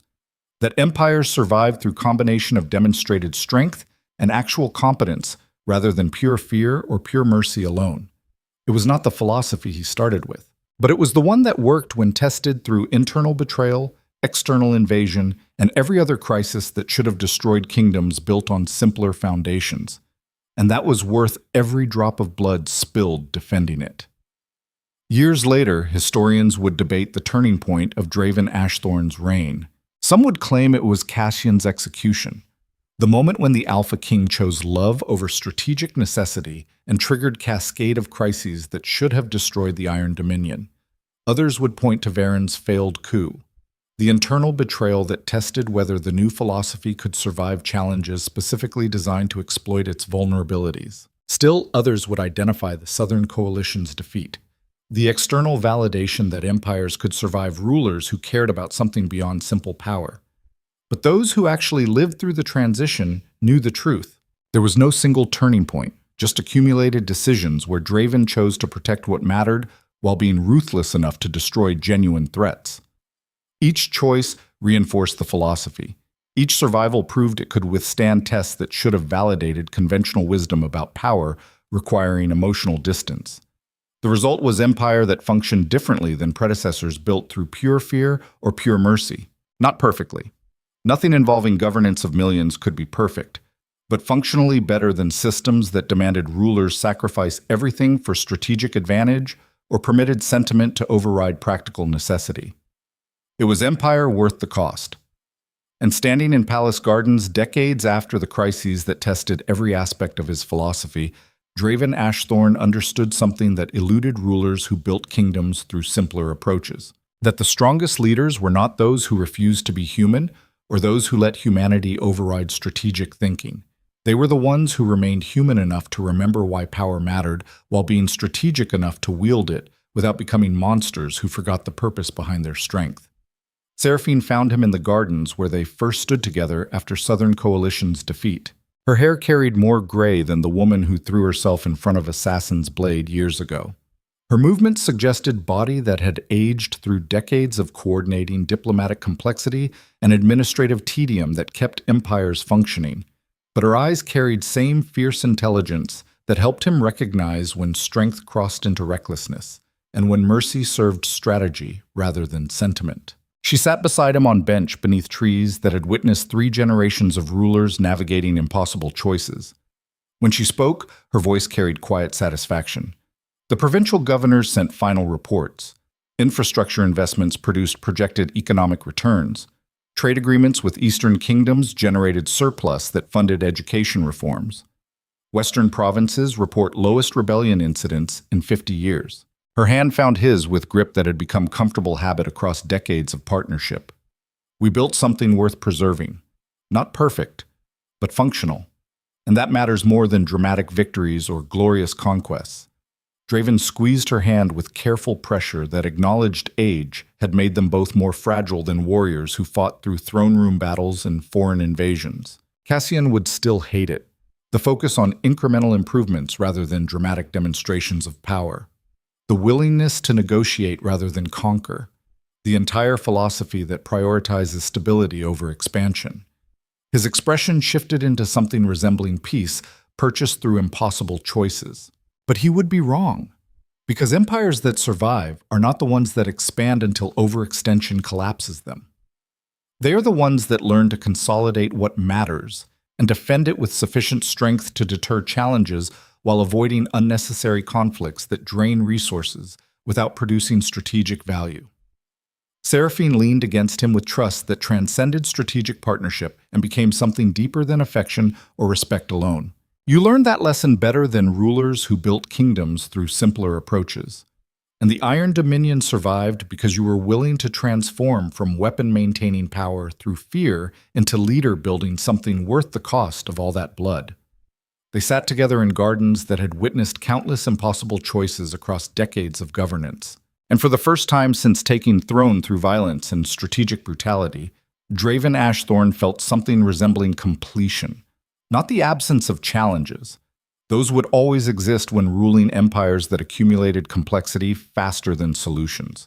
But the presence of certainty that the life he built was worth living, that the philosophy he developed could sustain empire beyond his individual reign, that the woman beside him had been right about power without purpose being violence delaying collapse. He had learned to wield both philosophies, strategic ruthlessness and fierce protection, strength without mercy when eliminating threats, mercy without weakness when objectives were achieved. And the empire that emerged was better for it. Not perfect, never perfect, but functional enough that future generations would inherit something worth preserving instead of organized brutality, maintaining itself through momentum until exhaustion ended the cycle. That was legacy worth the cost. And watching suns set across palace grounds where daily life continued without requiring constant heroic intervention, the Alpha King of the Iron Dominion understood the final lesson that eluded rulers who built kingdoms through simpler approaches. That true strength was not measured by how much you could destroy or how long you could maintain power through fear. It was measured by what you built that survived beyond your capacity to protect it personally. And looking at empire that functioned through combination of demonstrated strength and actual competence, Draven knew he had built something worth every impossible choice that brought him here. The Iron Dominion would survive, not because its ruler refused to be human, but because he learned to remain human while being strategic enough to wield power without becoming monster who forgot why that power mattered. That was the philosophy Cassian could never accept. That was the truth Varen discovered too late to prevent his own downfall. And that was the legacy that would define Draven Ashthorn's reign long after historians finished debating which crisis represented the actual turning point. Because the turning point was not single moment. It was accumulated choice to protect what mattered while being ruthless enough to destroy genuine threats. And that choice, repeated across decades of impossible decisions, built empire worth preserving. The sun continued setting across palace grounds. Seraphine's hand remained in his, and the Alpha King of the Iron Dominion sat in gardens that had witnessed 3 generations of rulers, knowing he had finally learned the lesson that escaped all of them. That power without love was violence delaying collapse, but love without power was sentiment inviting destruction. The strongest rulers learned to wield both simultaneously, and the empires they built survived because they were worth fighting for. Not just surviving, but living.